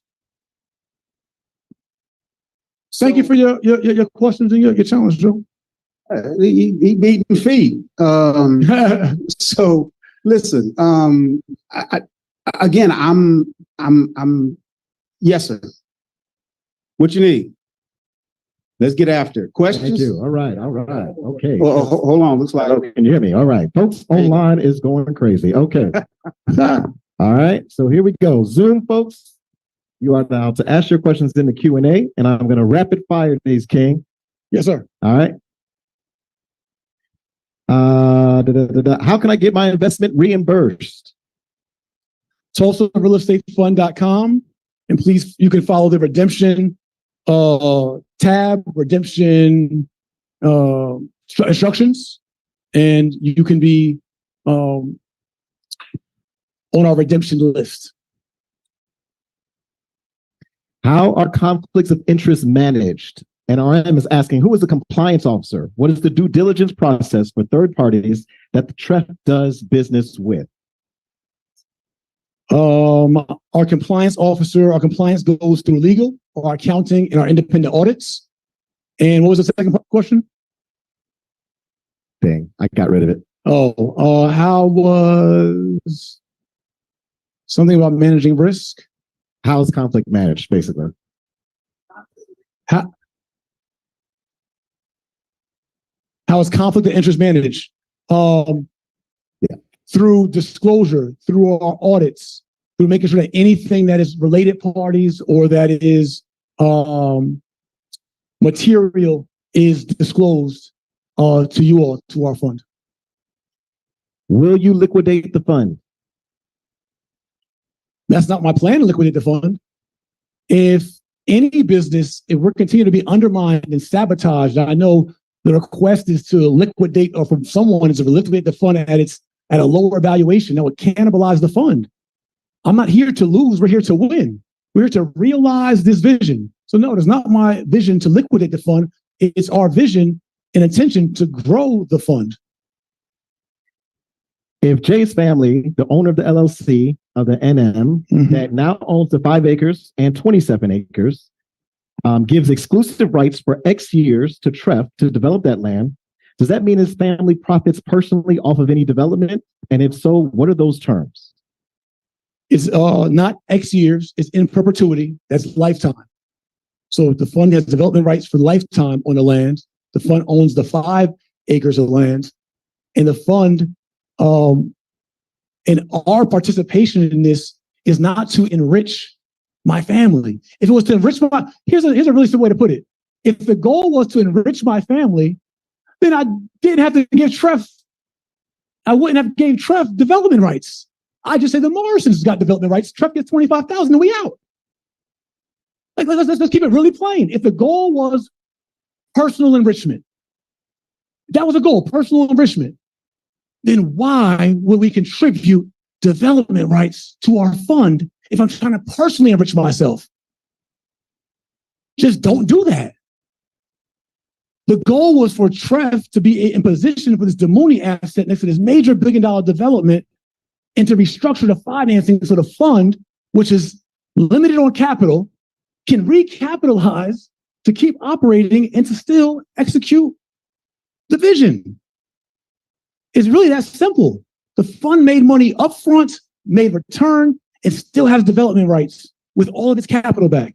If Jay Morrison or the Morrisons would enrich themselves, then I would say, yo, I could just get this land and just do it myself and keep it myself. So next question, please. Have you made any actual profitable investments with the fund? Yes, several dozen. They're there. They're on our website. Go to totalrealestatefund.com. You can see our portfolio. You can see our per transaction returns, etc. Where's the leadership team and why aren't they up on stage with you? Great question. This was a triage impromptu town hall to address baseless accusations about misappropriation and slander and defamation that I needed to address immediately. We couldn't get the team here, I said it earlier, on time for this town hall, but the team is at our investor days. They have been at our last investor days. This is our company practice, and they'll be at our future investor days. You guys can meet the team for sure. Is Jullien in the building? Ask, I don't know. Okay. He is. All right. Somebody's statement. If you need help, work with the brilliant minds like Jullien. Why is Jullien not on stage with you? I don't know. Okay. I submitted a form to receive, Kanisha asked, I submitted a form to receive my funds back. What is the status of being able to sell our shares? Our liquidity for shares, which is called a secondary market, that's something we're going to be implementing on the next phase of our fund, where you can be able to buy, sell shares, trade shares on a secondary market. Until then, we have our traditional redemption policy. Kristen says, I think bringing in board members or advisors would be beneficial, especially when speaking of the operational heaviness of the fund. Investments are being made to stabilize the assets of the Legacy Center, but in my opinion, there should be prioritization of growing the strategic leadership of the fund to reinstate trust. Question, have you thought of, or are you working on different strategies to bring in advisors? Is there an active plan in place? Yes, we've been pursuing it, continually will pursue it to bring on a board of advisors and other experts. I mentioned it earlier, excited about it. It'll help take load off me and democratize the risk and democratize our genius as well and crowdsource all of our relationships. So that is part of what we're doing here and our goal. When is Investor Day? When we'll announce it after we complete this next audit, which should be fairly soon. Do you have any evidence to substantiate what you're saying that can be shared with the public? Yes, I will speak with the team tonight and we'll look at disseminating that. Everything is documented. Everything is, again, will be in our audits, but we'll look at some direct ways to disseminate it to you. Everything we're speaking about on our transactions and the fund. I want to say, I called this so that we can immediately hit head on transparency and not come to false conclusions and preset conclusions and to debunk allegations and demystify what's being spread online. That's why I came here, to be transparent, to give you guys access like we do every first Tuesday, but in a different way, to let you know this is not it. This is baseless. At least the firm allegations of me being a perpetrator that's robbing the community. That's not it. I'm literally making every pivot and move I can to enrich the fund and enrich our community of investors and to meet the mission that we all set out for. Despite every allegation, attack, investigation, or whatever comes forward, I'm continuing to press and trying to do my best to continue to produce and be transparent as I produce. That's why I'm here. Can Jullien come in and ask his questions? I think we answered about 18 of them earlier, but the microphone's available for everyone. Who? Okay. Why is this update only being shared after Jullien sent an email to all the investors? Well, we do TREF Talks Tuesdays every single first Tuesday for the last 5 years. It would have been one anyway. Usually we don't get these turnouts. But because Jullien made very strong, not even allegations, because he made false statements that slandered and defamed us and stood on it and said we have to stop whatever you say. Because of that, I had to address it head on, because my wife and I are not frauds, we're not thieves, we're not misappropriating. I don't have a problem addressing that head on. You can say, I don't like how they, whatever, I don't like how he performs or whatever. That's fair critique. But to criminalize us, that's wrong, family. That's not how we do business. And to come to conclusions without the information, that's wrong. And so that's why I had to address this head on, because I can't keep allowing my family to be shamed. And you guys can do the due diligence for yourself to see if it's genuine interest or if there's other interest. You guys can look look yourselves. I don't have to insinuate. But when someone, however they get our email list,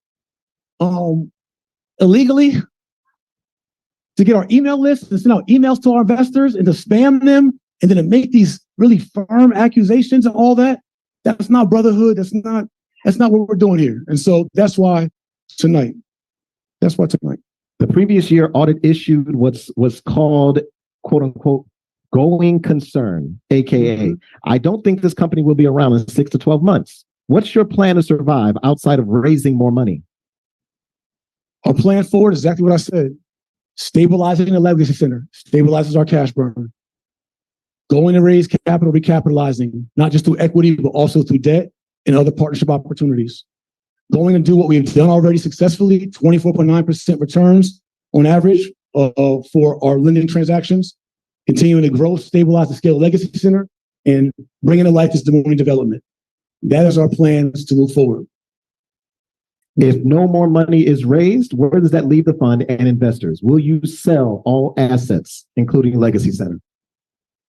Real estate and fund management is a capital-intensive business. You need capital to run a fund. And so it's not a matter of no more money being raised. We absolutely will raise capital. The issue is, since January 3rd of 2018, as we went to raise capital, we've constantly been undermined, sabotaged. People literally said, don't y'all do that. It's been happening for 5 years, no matter what we produce and what we do. And we're going through this right now. So the same people are undermining our fund and then saying, hey, why don't they perform? So we're still fighting for our investors. We represent our 15,000 investors, not someone because their investment level doesn't make them a representative. We represent the people. We see, even with this very surprising smear campaign, from my brother,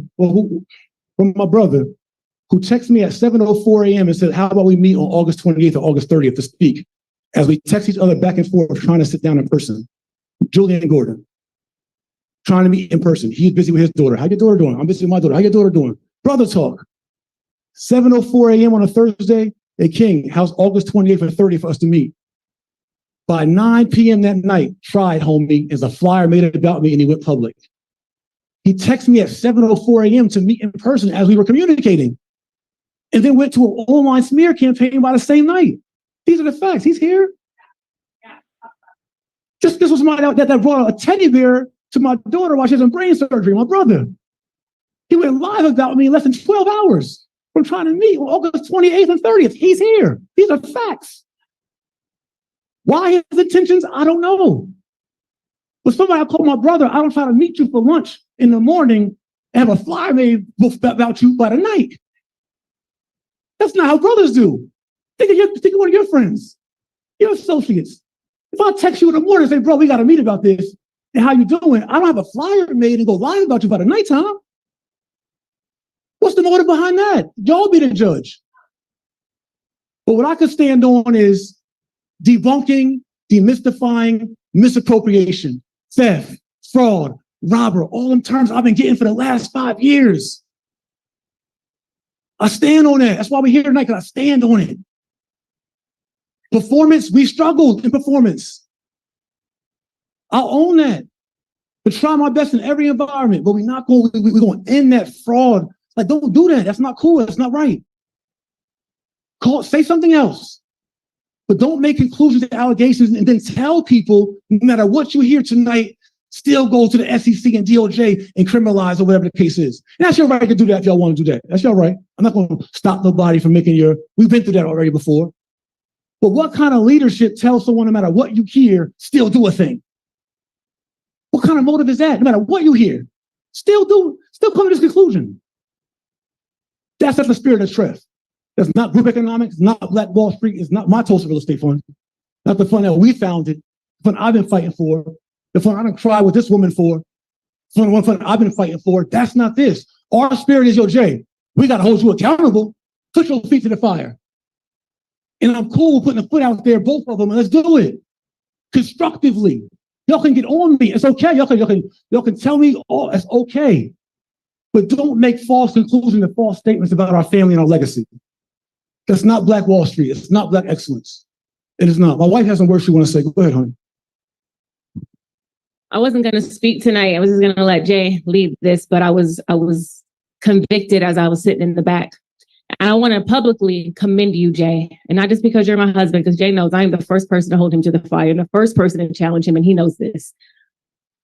But I want to commend you publicly on the level of poise that you exuded tonight and that you've been exuding for the last 5 years. And I want to say this.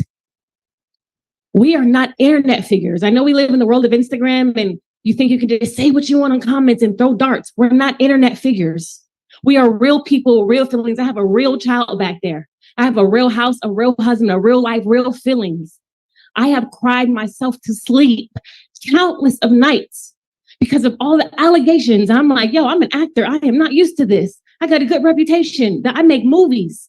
This is a lot. This is heavy. And when I started this thing with Jay, when he first told me about the Tulsa real estate fund, I was like, man, this is such a great idea. If I had known what I know now, I probably would be like, I don't know if I want to be involved. I don't know if I want to do this, because the people who you are fighting for, the same people who will tear you down, the same people who will clap for you on Monday as the same people who will be snickering and throwing darts on Tuesday. So I may not have done this, but I want to commend you for showing poise, for showing excellence, for being transparent, for being honest, not perfect, but honest.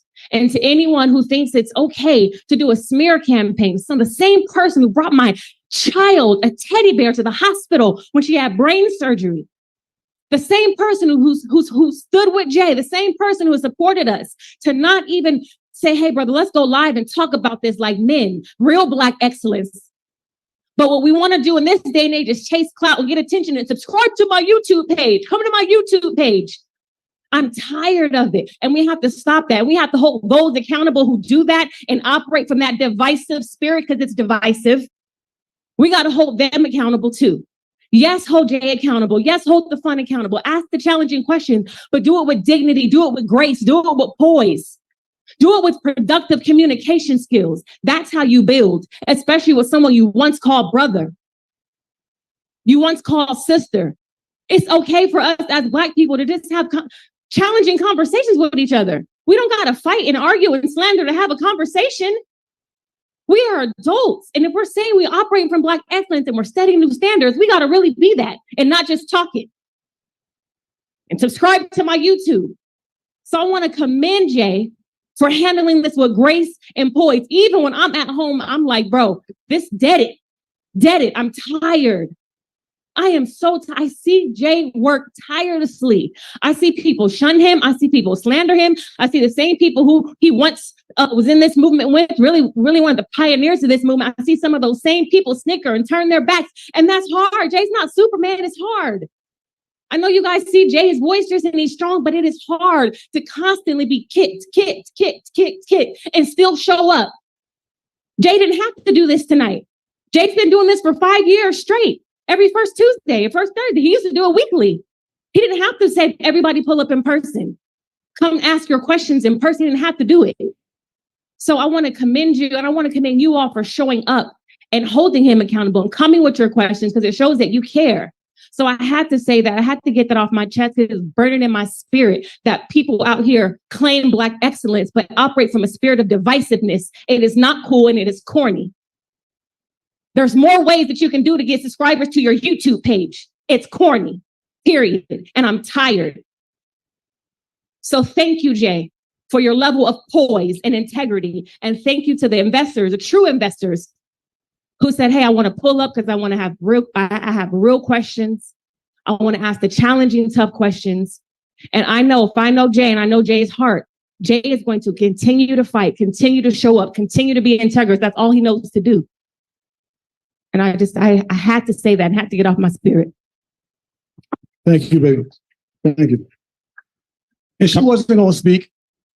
And we know the rhetoric is going to be like, oh, they use emotion. I know. It's like, listen, man. Yeah, we use emotion. We're humans, it's called. It's called humans. And guys, we sat in this seat for us. I only can report back to you, right? Like, I ain't making excuses. You go call me out. I'm taking it. But I'm only reporting back what it's been like to sit in this seat, representing 15,000 people from 22 countries going under attack for 5 years. Only one person can tell you that. I'm just reporting what the experience has been like. Most people won't take this seat. And you know what would show me something? If all of us sitting here use a portion of this energy that we put towards me, towards the person who's actually been found guilty of defrauding the fund right in our SEC filing. And no one said nothing about him yet. Yes, sir. Hold on, let's give my microphone, please. You don't mind. You don't mind, turn. What's up, brother? My name is OG. I'm from New York. Yes, I do not think you and your wife are criminals. Thank you. We're not. I don't have any dog in the fight. I'm just a guy who watches you on YouTube. Yes, sir. I'm a small-time real estate investor, self-made man. And I would just say, you need a cleanup, my brother. You need a major cleanup, restructuring, probably a consulting firm, maybe step down, separate personal from the corporate, like the brother was saying, because it has a look, it has an appearance. So you could be doing everything 100% right. Oh, but now he lives in that $800,000 house. He's got 5 acres. It's going to be 30 million. You're almost optics. Yeah, you're almost set up for failure. Even though you've done everything right, as you say, and I'll take you for your word. Major cleanup, consulting firm, step down, put someone else as a figurehead, get some major corporations behind you, and you'll be fine. Worst case scenario, if you can't make it work, if you have to sell all this to get your investors their money back, everybody walks away even, and you'll be good. I want to say something while you're standing here as a great advice. And everything's on the table in business, right? It's entrepreneurship, as we assess. It's all a risk. Yes. And if we sell all this where we're currently at, we're selling at our lowest valuation and not fighting for the mission in the movement. It's the last option. Correct. Last option. I just want to mention that first. You can save all this. Yeah, that's my goal. Absolutely. And what I'm saying is that, fam, I'm open to the restructuring. Yes, sir. JG, I'm open still to the conversation, King. Me and you. I'm still open to the conversation, King. I would appreciate some maybe public atonement and some take back a little bit from our family name. But Ash, anybody, I'm down for it. I'm really with it, y'all. I'm not like out here playing. I'm really with the building. I'm really with that. And it'll give me ease to restructure and have some other help, another phase. Okay, it's been hard on me doing this. And if somebody else was in this, they'd be able to co-sign like, yo, see, it's me only telling y'all because I'm the only one in it. You're like, I got to believe Jay. If somebody else is actually in this experience who could co-sign, they were like, yo, y'all don't even know what this is like. You think it's just easy real estate, 11 million to do some real estate. It's different. It's not easy. It's a whole other level. With all these moving parts. The average person would never experience what you experienced. Sabotage from day 3. So God gonna work it out. And I'm gonna keep fighting. But I'm calling on support, help. Keep challenging me. I'm not running from nothing. I'm running towards it. And I'm cool with everything's on an option of how we fix this and how we do this. I'm being transparent about everything. I understand the optics of the family thing, etc. I want to do something beneficial for the fund. Get our capital back, make some money on top of that, and still develop. I'm trying to be creative here. I'm not enriching me. I'm trying to be creative and do something for us. I got our capital back, plus returns, and still developing rights and land. King, time check. Sorry. Go ahead. Yes. It's 9:30. I just got 2 quick questions from the 2 last questions from the internet. Sure. All right. Sorry, Bo. First question is, what would you say is your biggest hurdle / mistake that hindered the performance of the fund? And what would you do differently to ensure the return to investors? That's a great question. So let's have that moment, right? And I don't have a pre-planned answer. I'll go off my heart with this. Ask one more time. I get it, but I just want to hear it one more time. Please don't tell me you deleted it. I just did. Hold on. So the question, what would you say was your biggest hurdle / mistakes that hindered the performance of the fund? And what will you do differently to ensure returns to investors? I think one of my biggest hurdles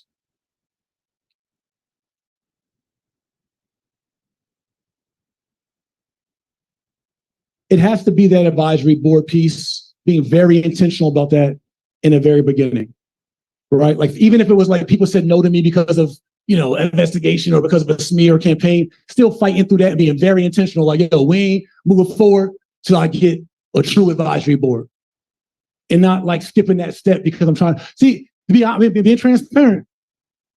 When you start raising the capital and the clock starts ticking in your head that is accruing, and you got to get the money from out the bank earning 0.01% or 1% out into the market. So, you know what I'm saying? It was all that. So I'm thinking like, I got to get deployed fast so it's not losing, but then I got to address this concern over here. But then I got to build a board, but I still got to keep raising capital, right? Because we still got our other goal. But then I got to deploy the capital, but I still got to build a team and infrastructure. And I should have got more support early on from the beginning.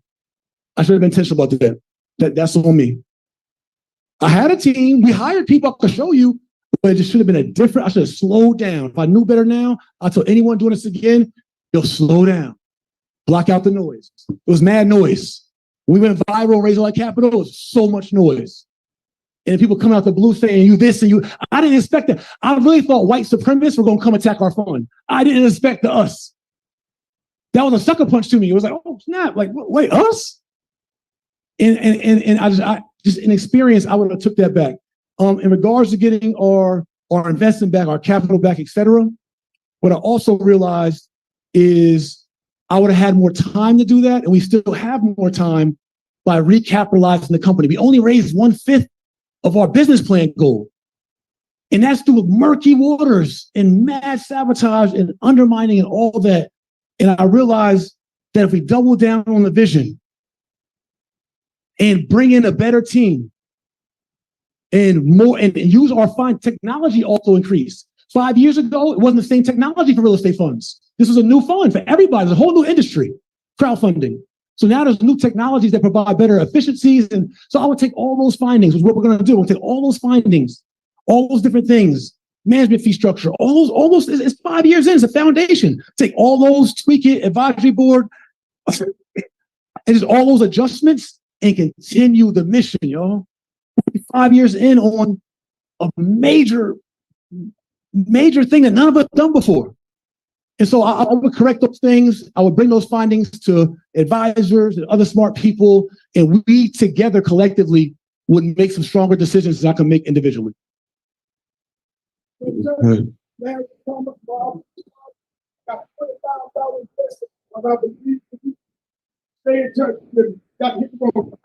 Yes, sir. Appreciate you. Go ahead, Lawrence. Thank you, Queen. Go ahead. All right, so If you can help out with that Albany Land Bank thing, let's talk, please. Please. Can somebody get his number, please? We gotta wrap up. Get some more Zoom. Get his info, please. We gonna build. Let's build. yeah, so That's it. Go ahead, King Lawrence. yeah, so I got one for you, Jay. Two, real quick. So, what's the status on profitability of the Legacy Center? How much is it losing year over year? If you know, if roughly estimate, I don't know. Well, I don't know that answer, but the Legacy Center actually is gaining year over year. Okay, so Yeah, we are on our way to stabilization. Where several months ago we were at 230% revenue increase, but we even increased since that revenue. So we could be near. I don't want to just throw out a number because but we've been increasing year over year, stabilization, more tenants, better team, all that. So I'm anticipating stabilizing the Legacy Center where it's actually cash flow positive for us in the next. So now with months. that, with the change, so the Legacy Center underwent from when it first opened up, primarily being a co-working space. Now we know co-working with people more so working from home, that's really declined, and that's not a Legacy Center thing. That's all over the country. WeWork's closed down, so all these co-working spaces have closed down. Can you talk a little bit about the transition from how much it really impacted the business bottom line and top line when you had to make the change because the memberships were not really there for the co-working space like you thought initially in the business plan, and having to really switch to the event side and the cost of the development of the inside, because you own the property, but then it was a cost to make all of this. Like, this wasn't here. None of this stuff was here. The HVAC, all of those different issues and problems that cost to fund a lot of money. Yeah. And put it in profits, right? Because as a company, right, as a fund, you were putting in a lot of money. So could you speak to, like, what's the goal of making Legacy Center profitable? Like, how do we make it profitable? Like, that's the biggest thing. Like, how do we make it profitable to the point where people can get paid out from what they invested? How do we, what's the plan? What's the game plan to make Legacy Center profitable to the point that people can start seeing a return? Yes. Plan is already heavily in place. We got world-class team here. Again, we have an events venue manager, 30 years with the Hilton brand hotel year, leading this venue, Mr. Greg. He believes we should be at upwards $200,000 a month with this space. With this space, or $200,000 a month. You times that pretty much by, you take that $200,000, you times that by 12 a year. So you're saying that you expect to be making the Legacy Center should bring in $2.4 million in a year. That's our goal. That's our goal. Now, that's our goal projections. Exactly. So but I want to say that. He said that also our sales team has 40 venues under their management. They also made the same. This ain't just Jay Morrison. These are professionals in the industry for years. 40 venues under their management said we should be the same thing, upwards of $180,000 to $200,000 of revenue. Now, with the goal of potentially, you talked about within the next 5 to 7 years having 20 Legacy Centers. What's the capital that takes for it to be possible? Very little. It's not capital intensive because we're not investing in those assets. So to make more Legacy Centers to potentially bring more profit to the fund. So if you make I'm asking if you make multiple Legacy Centers, you're saying that it could bring back potentially, right, based on estimates, those other Legacy Centers could bring in $2.4 million a year. Well, they could and revenue. Now we know that's not profit, that's revenue. Yeah. Well, no, they would do whatever they do in their markets. Yeah. But as a franchisor, we would get 10% of their gross revenue, right? Just for allowing them to use our swag, our models, our systems, our process, all that. So as a franchisor, we get 10% of their gross revenue plus a franchise fee. Yeah. So for us to have multiple LCs around the country, we don't got to pay the operational costs. We just get overrides off all the LCs, which is free money to us, in a sense. And then as far as this project, with the goal of building homes, houses, how much are you expecting to bring in month to month or year to year on this particular project? And the fund can take back, because really, that's all my questions that I'm asking is just about revenue being generated, expenses being covered, profit being had and money going back to investors. 100%. That's it. I just wanted to chime in because you did talk about your portfolios, like the ones on the wall here. Like what's going on with that? Like, is it making money? Yeah, many of those deals were loans that we loaned to about a dozen Black developers in 10 different states. And so a lot of those loans have come back. There's some that's still out that we'll get back, that we'll get back as well. So as we recapitalize, we'll keep our private lending arm. And we had a great lending partnership, but because of the scrutiny around us, we lost that partnership. But we'll continue to privately lend and try to earn those same kind of returns as we move forward in that as well. Oh, okay. I was just curious about that. Yes, ma'am. Was there more Zoom as well? I think King, go ahead. Yes, sir. Yeah, how you doing, sir? I'm well, thank you. My name is Nathan Daly. I have just a few questions for you. Understanding like the complications as it relates to our community in reference to the propaganda that's been put out, how do you go moving forward on repairing the relationship and also the loss of respect that a lot of people have for the fund and investing? Like, do you have a plan moving forward for that? Well, one is continue to do the work, but I want to underscore the point to y'all. If we all keep promoting these negative things about the fund and the Legacy Center, it makes it very difficult for the Legacy Center to make money. Right? So if it's negativity around the brand and the fund and these accusations, it makes it very hard for us to perform. How we get around it, all I can do is continue to do the work. So let me ask you this. Yes. If the investors got together and said to you, they signed a petition to say they prefer you to step down, would that be something you'd be willing to do? I'm open to any conversation, but right now, we haven't seen any traction from investors at any serious level. I'm talking about even from this recent onslaught of very consistent campaigns that even hacked our email list and all that kind of thing, all those kind of things. We've seen less than 100 redemption requests. Right. Even with all this YouTube and noise and all this kind of things, the mass body of our investor pool have been supportive and is supporting the fund. What's that? Yeah, people are still. We just got capital pledges just yesterday in the heat of this. So the noise says all of this online, but the reality, the data does not show that this is how our investors feel about us. So we keep pressing forward. We keep producing results. We keep marching on. I'm always an open ear to what the investors say, right? Whatever the case is. But there's no kind of I'll just leave it. No, I respect that. So last question though, for those who don't know, because I've learned about you when you first started this whole venture, this whole journey, and I also invest, so I'm very familiar with the paperwork. Can you speak to your qualifications for those who may not be familiar, those who are watching online? What are your qualifications in business and finance to be able to manage a fund this large or this project? Sure. My qualifications come from 20 years in real estate and mortgages. Started in mortgages in 2002 as a loan officer and worked my way up to a branch manager of 2 mortgage companies, Liberty State Finance in New Jersey. Also have worked as a developer investor in all those years. Licensed realtor for nearly 10 years in New Jersey. Licensed realtor with Sotheby's International Realty, the world's largest luxury real estate company. And have just been executing and being an entrepreneur for the last 2 decades. Growing a business from scratch in my garage, New Jersey, to the Inc. 5000 twice, understanding infrastructure and business building. And God gave me the idea and vision to execute this fund at this level. And so you're saying you have the experience to manage a multi-million-dollar fund? I've never done one before. Right. So I do not have the experience of running, nor does anyone have the experience of running a multi-million-dollar, or at least in our community, correct, Reg A Tier 2 fund. So this is a new venture for me. Yes. No, I think one of the biggest issues that I've seen, what I've heard, and from my own research, is the lack of, I guess you would say, expertise when handling this type of project.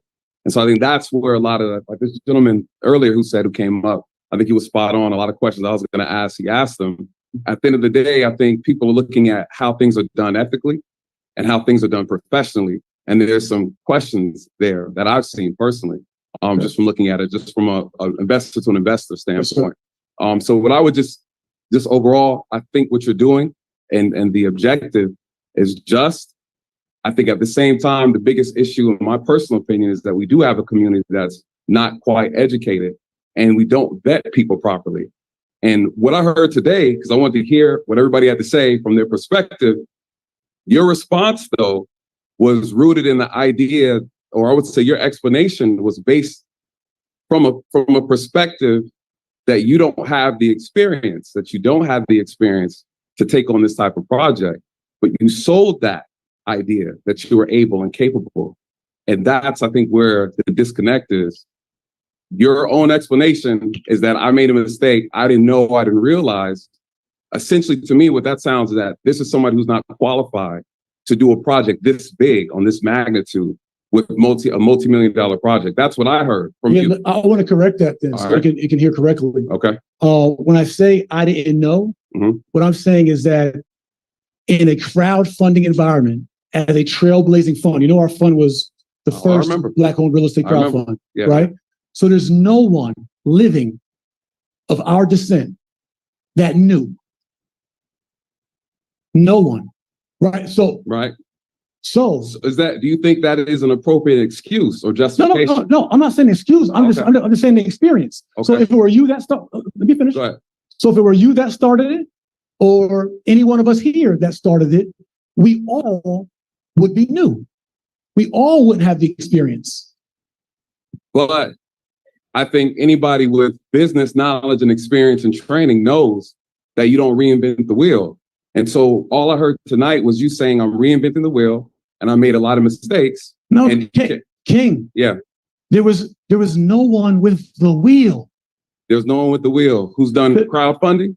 That did crowdfunding within our community to non-accredited investors. So are you saying that the knowledge is not there to actually manage a crowdfunding? We had, in 2018, we had multiple crowdfunding consultants, legally, compliance-wise, accounting-wise, et cetera. The Jobs Act and crowdfunding was so new, they all were still figuring out. It was an emerging industry. The whole industry was new, King. Right? So I brought those experts in to advise us on how to do this new thing that none of us had done. Okay. But none of them have done it in an environment where you're dealing with our people, which is very special. Very true. Right? So that's what I'm trying to tell you. There was no wheel. How do you deal with 15,000 majority Black people, non-accredited in this environment? There was no wheel to follow. We created and set the wheel. Okay. So now the rest of us can leverage that with more wheels so we all can move forward. And that was always my goal, not one fund, but 20, $50 million funds, $1 billion in assets under management and funds with other partners. Well, I'll say this. I respect the fact that as a man, you came up here to challenge the opposition. I think that's admirable. And, unfortunately, I hate what happened to you after being smeared and the issues with your family. That's unacceptable. But I do respect you coming up here and addressing it head on. I think that's what men do. And I appreciate the work that you're doing. Thank you, Ken. Appreciate you. Thank you. Thank you. King Jay, it's about to be midnight. How many more questions we taking? We're gonna take. We got two people here for sure in line. I don't know what we have. We'll take two online. We'll take two online and two in line. All right. Okay. That's it. Two online, online, in line. All right. Two online, really quick. How much profit was made from the 25 properties that TREF loan transaction funds to? I don't have that number on top of my head, but it is in our audits per these transactions. Second question, will Jay show us proof that he paid the fund $800,000 plus $25,000? Absolutely, and also your proof is in our audit by our third-party auditors who had no irregularities and have verified all this information. They're literally there to verify it, but we'll double verify for our confidence if that's what's necessary. So we'll talk to the team about that. We're not making these things up. These are documents that are, in our audits. Thank you online. Thank you guys for streaming in. Thank you for giving me the opportunity to hear me before making conclusions and understand our mission. And again, I want to give clarity. I want to give access, and I wanted to debunk these baseless claims of fraudulent misappropriation, these things within the company. Yes, ma'am. Peace, King. How are you doing? I'm well, Queen. Thank you. Good, good. Yourself. I'm sorry. Yourself. I'm well. Thank Good. you. My name is Sarai. I live in Atlanta. I've been coming here for a little over a year. And to be frank, I didn't know anything about this fund before a week ago, and everything was blowing up. And I just also wanted to publicly acknowledge you because I felt very just heated over the pure scandal and drama that all of this has incited, because it's embarrassing. It makes me purely upset because I don't know anything about this fund.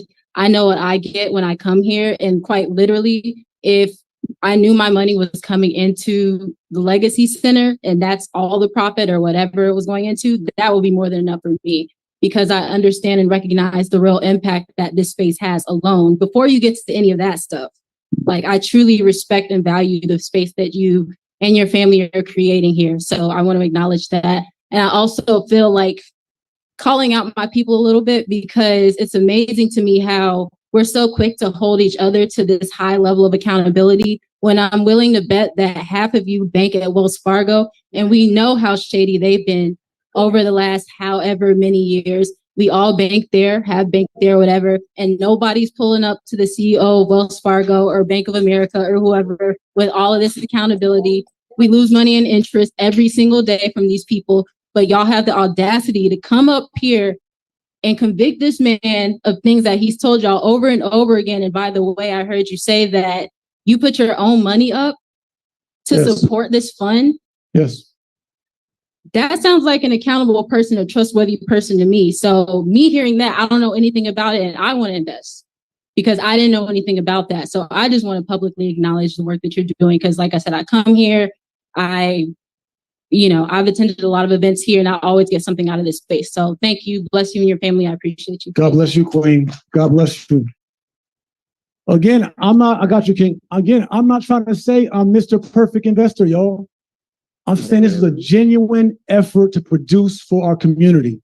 There's no corruption or misappropriation. That's all I'm saying. Please stop putting that on my family. If you just think I stink, just say he stinks. But don't put that on us. That's not right. That's not right. That's not fair. Right? And so I'm here to head that on. Let's just change that narrative. Do that.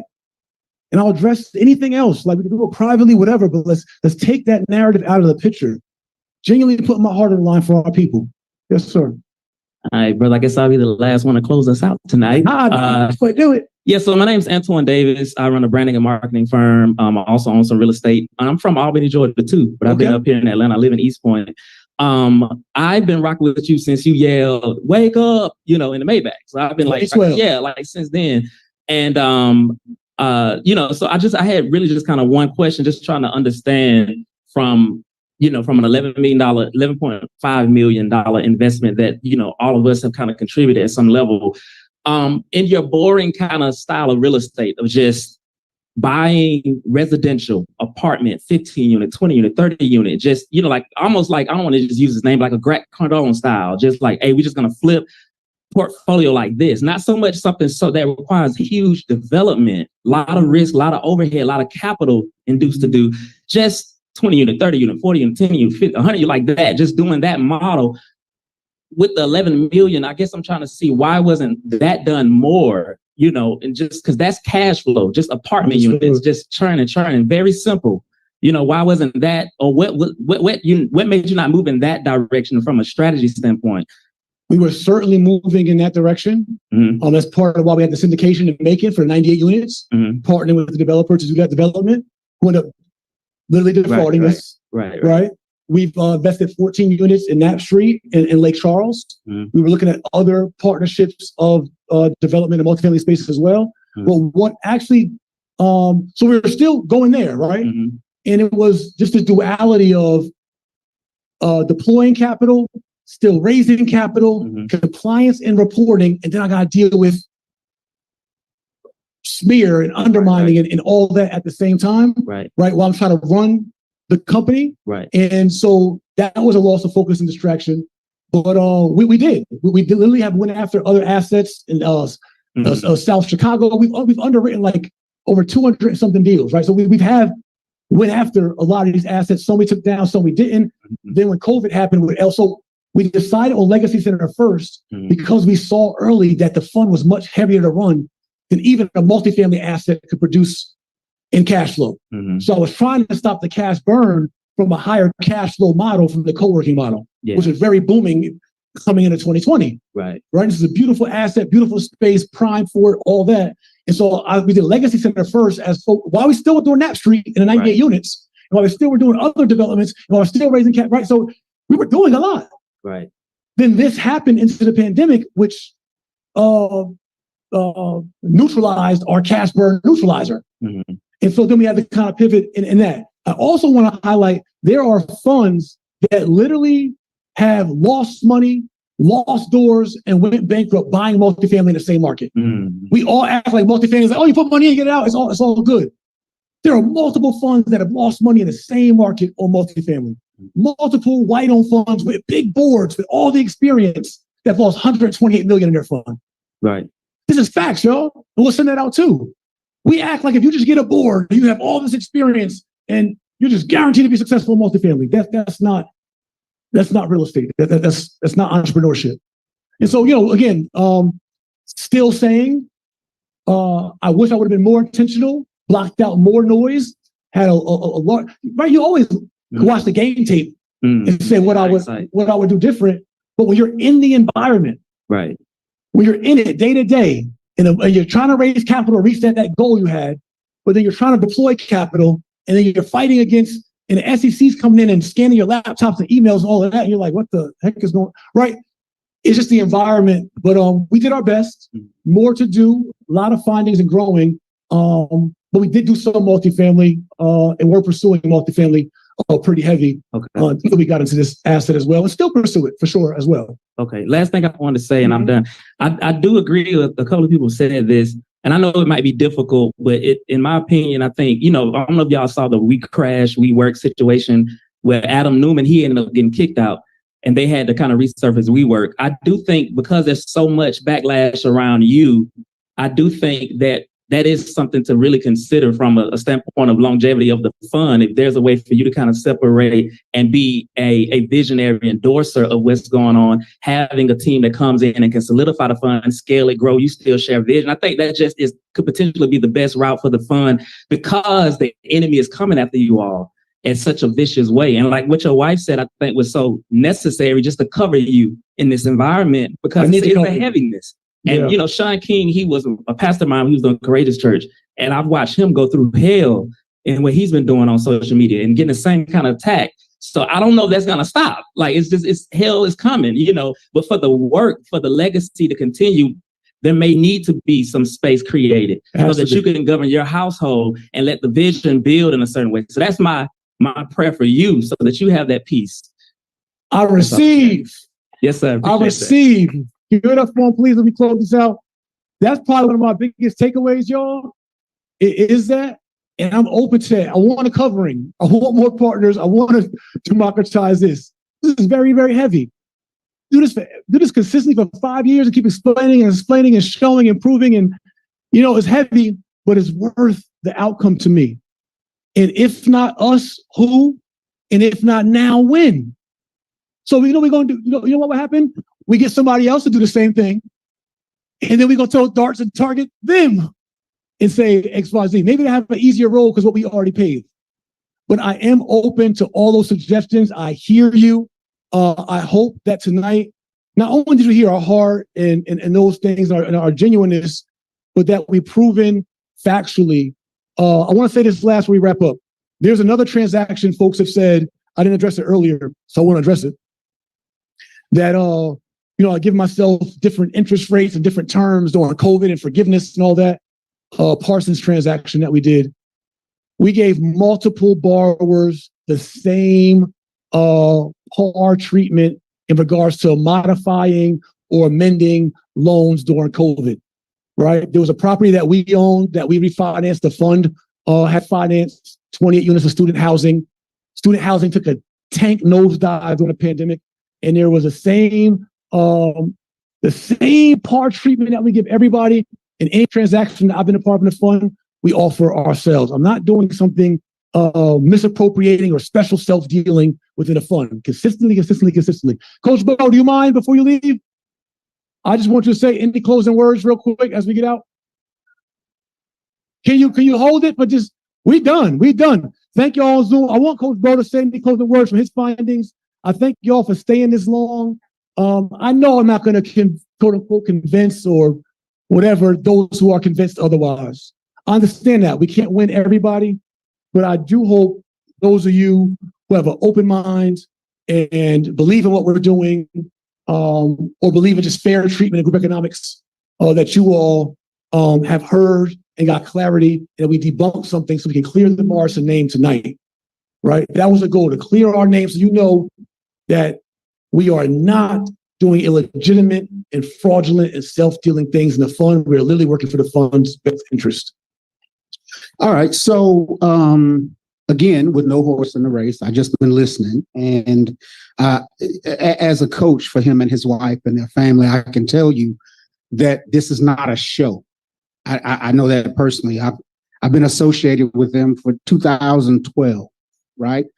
So as I listen here, I think it's really important that we make this particular distinction. Are we talking about fraud? Are we talking about the mismanagement of funds? Are we talking about a failure of fiduciary responsibility? What we're talking about, from what I've heard, is that there is a man here trying to do something and figure it out on the fly. The biggest problem we have is that our money is involved in that. That there's money there and we're waiting on some sort of return for an investment. And if we don't see that, then we need at least the level of communication about what's going on, the vision and the strategy to go forward. I think I've heard here tonight that if you guys get that kind of information, it'll help kind of shore some things up. But this man has some work to do, and he's committed to doing that work. So I don't know if that means anything particular to anyone here. It's just, as a third party listening, I believe that's what I heard. Is there anything else someone wanted him to hear tonight that he did not hear already? Right. Yes, sir. How you doing? I'm Glenn Glasper. I know I've been around you for quite a while. It's been said in a way or another, but I just want to say, man, listen, I salute you from the very beginning. I knew it was coming. I knew that, anytime, unfortunately, that we try something on a large scale, it's always somebody coming for us. You've been around, people know your name, you were easy target. You're an easy target. I just want to say, I salute you, brother. Keep doing what you're doing. There's always going to be attacks, but on the other side of that, there's blessings. And I would say that anybody that's a part of this, I'm not a part of the fund. Anybody that's a part of this, give them a chance. And I'm gonna say this, and listen, this is no knock on anybody. If $500 is a problem, you got bigger problems than what he's doing. I'm just gonna say that. I'm just gonna keep it real.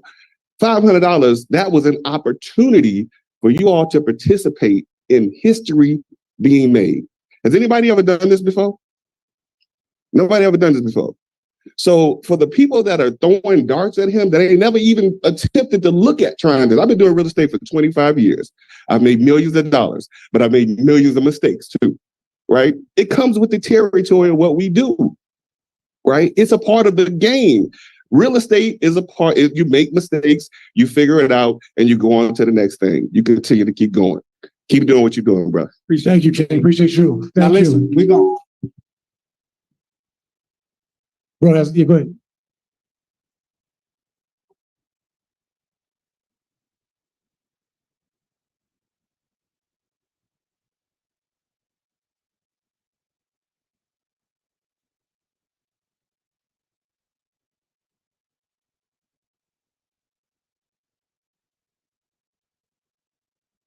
You said that Black excellence what? Yes.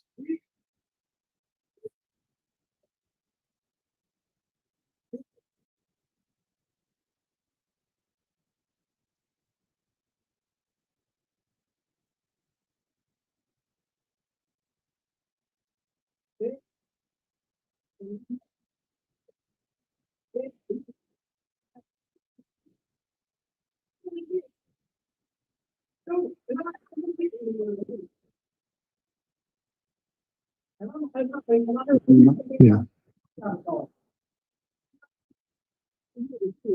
Oh, you want okay? I can't hear them. Hear the other people.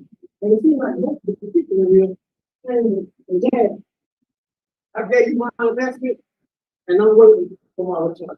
I ain't got nothing to say. I ain't got nothing to think about your wife. And I'm watching. I've been like the man said, 20 square. Finally, I've been here with the open. I've been here with you had light skinned cat with you. Light skinned cat, yeah. Light skinned cat with you. Me, Isaac, and Will over here. Yup.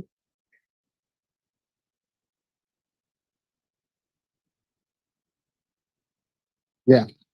Thank you. Thank you. Hey, King Jack. Listen, family, we're gonna close it out now. I know everyone's not believers, but if there are believers here who believe in what we're trying to do, I would like to cover this family. Yes. I'd like to pray for them. So if you guys wouldn't mind joining us, listen, don't feel any obligation. If you're ready to go, have a great evening. We love you. Thank you for coming out and challenging us this way. Yeah. I want to remind everyone. Yeah, please do. I want to remind everyone too, TulsaRealEstateFund.com. You guys can join our capital pledge list if you're interested in the future of this movement, despite all the adversity. TulsaRealEstateFund.com for that, and just continue to push and support us where you can. Thank you. All right. Anybody who'd like to pray, you're welcome to please come up. Please.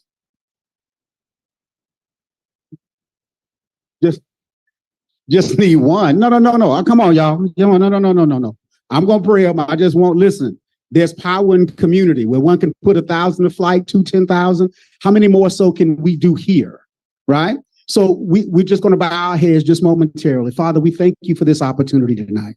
Father, we thank you for the level of accountability that you've brought us to, Lord. Father, we ask you to cover this particular family, cover this particular fund and all the families associated with it, God. Attacks are coming and they'll continue to come. Please fortify their minds and their hearts, Lord. Help them figure out new creative strategies to build with the community, Lord. And Father, we just want to thank you right now for covering their health, Lord, for covering their finances, God, for covering their union, God, and their family, their blessed little daughter, God. Father, we just want to thank you right now in your holy son, Jesus' name, for the opportunity to declare those things and to call them into existence. With that said, Lord, we just want to praise you and praise your holy son's name. And we thank you, Lord, in Jesus' name. Amen. Amen. Thank you all. Thank you, family. Thank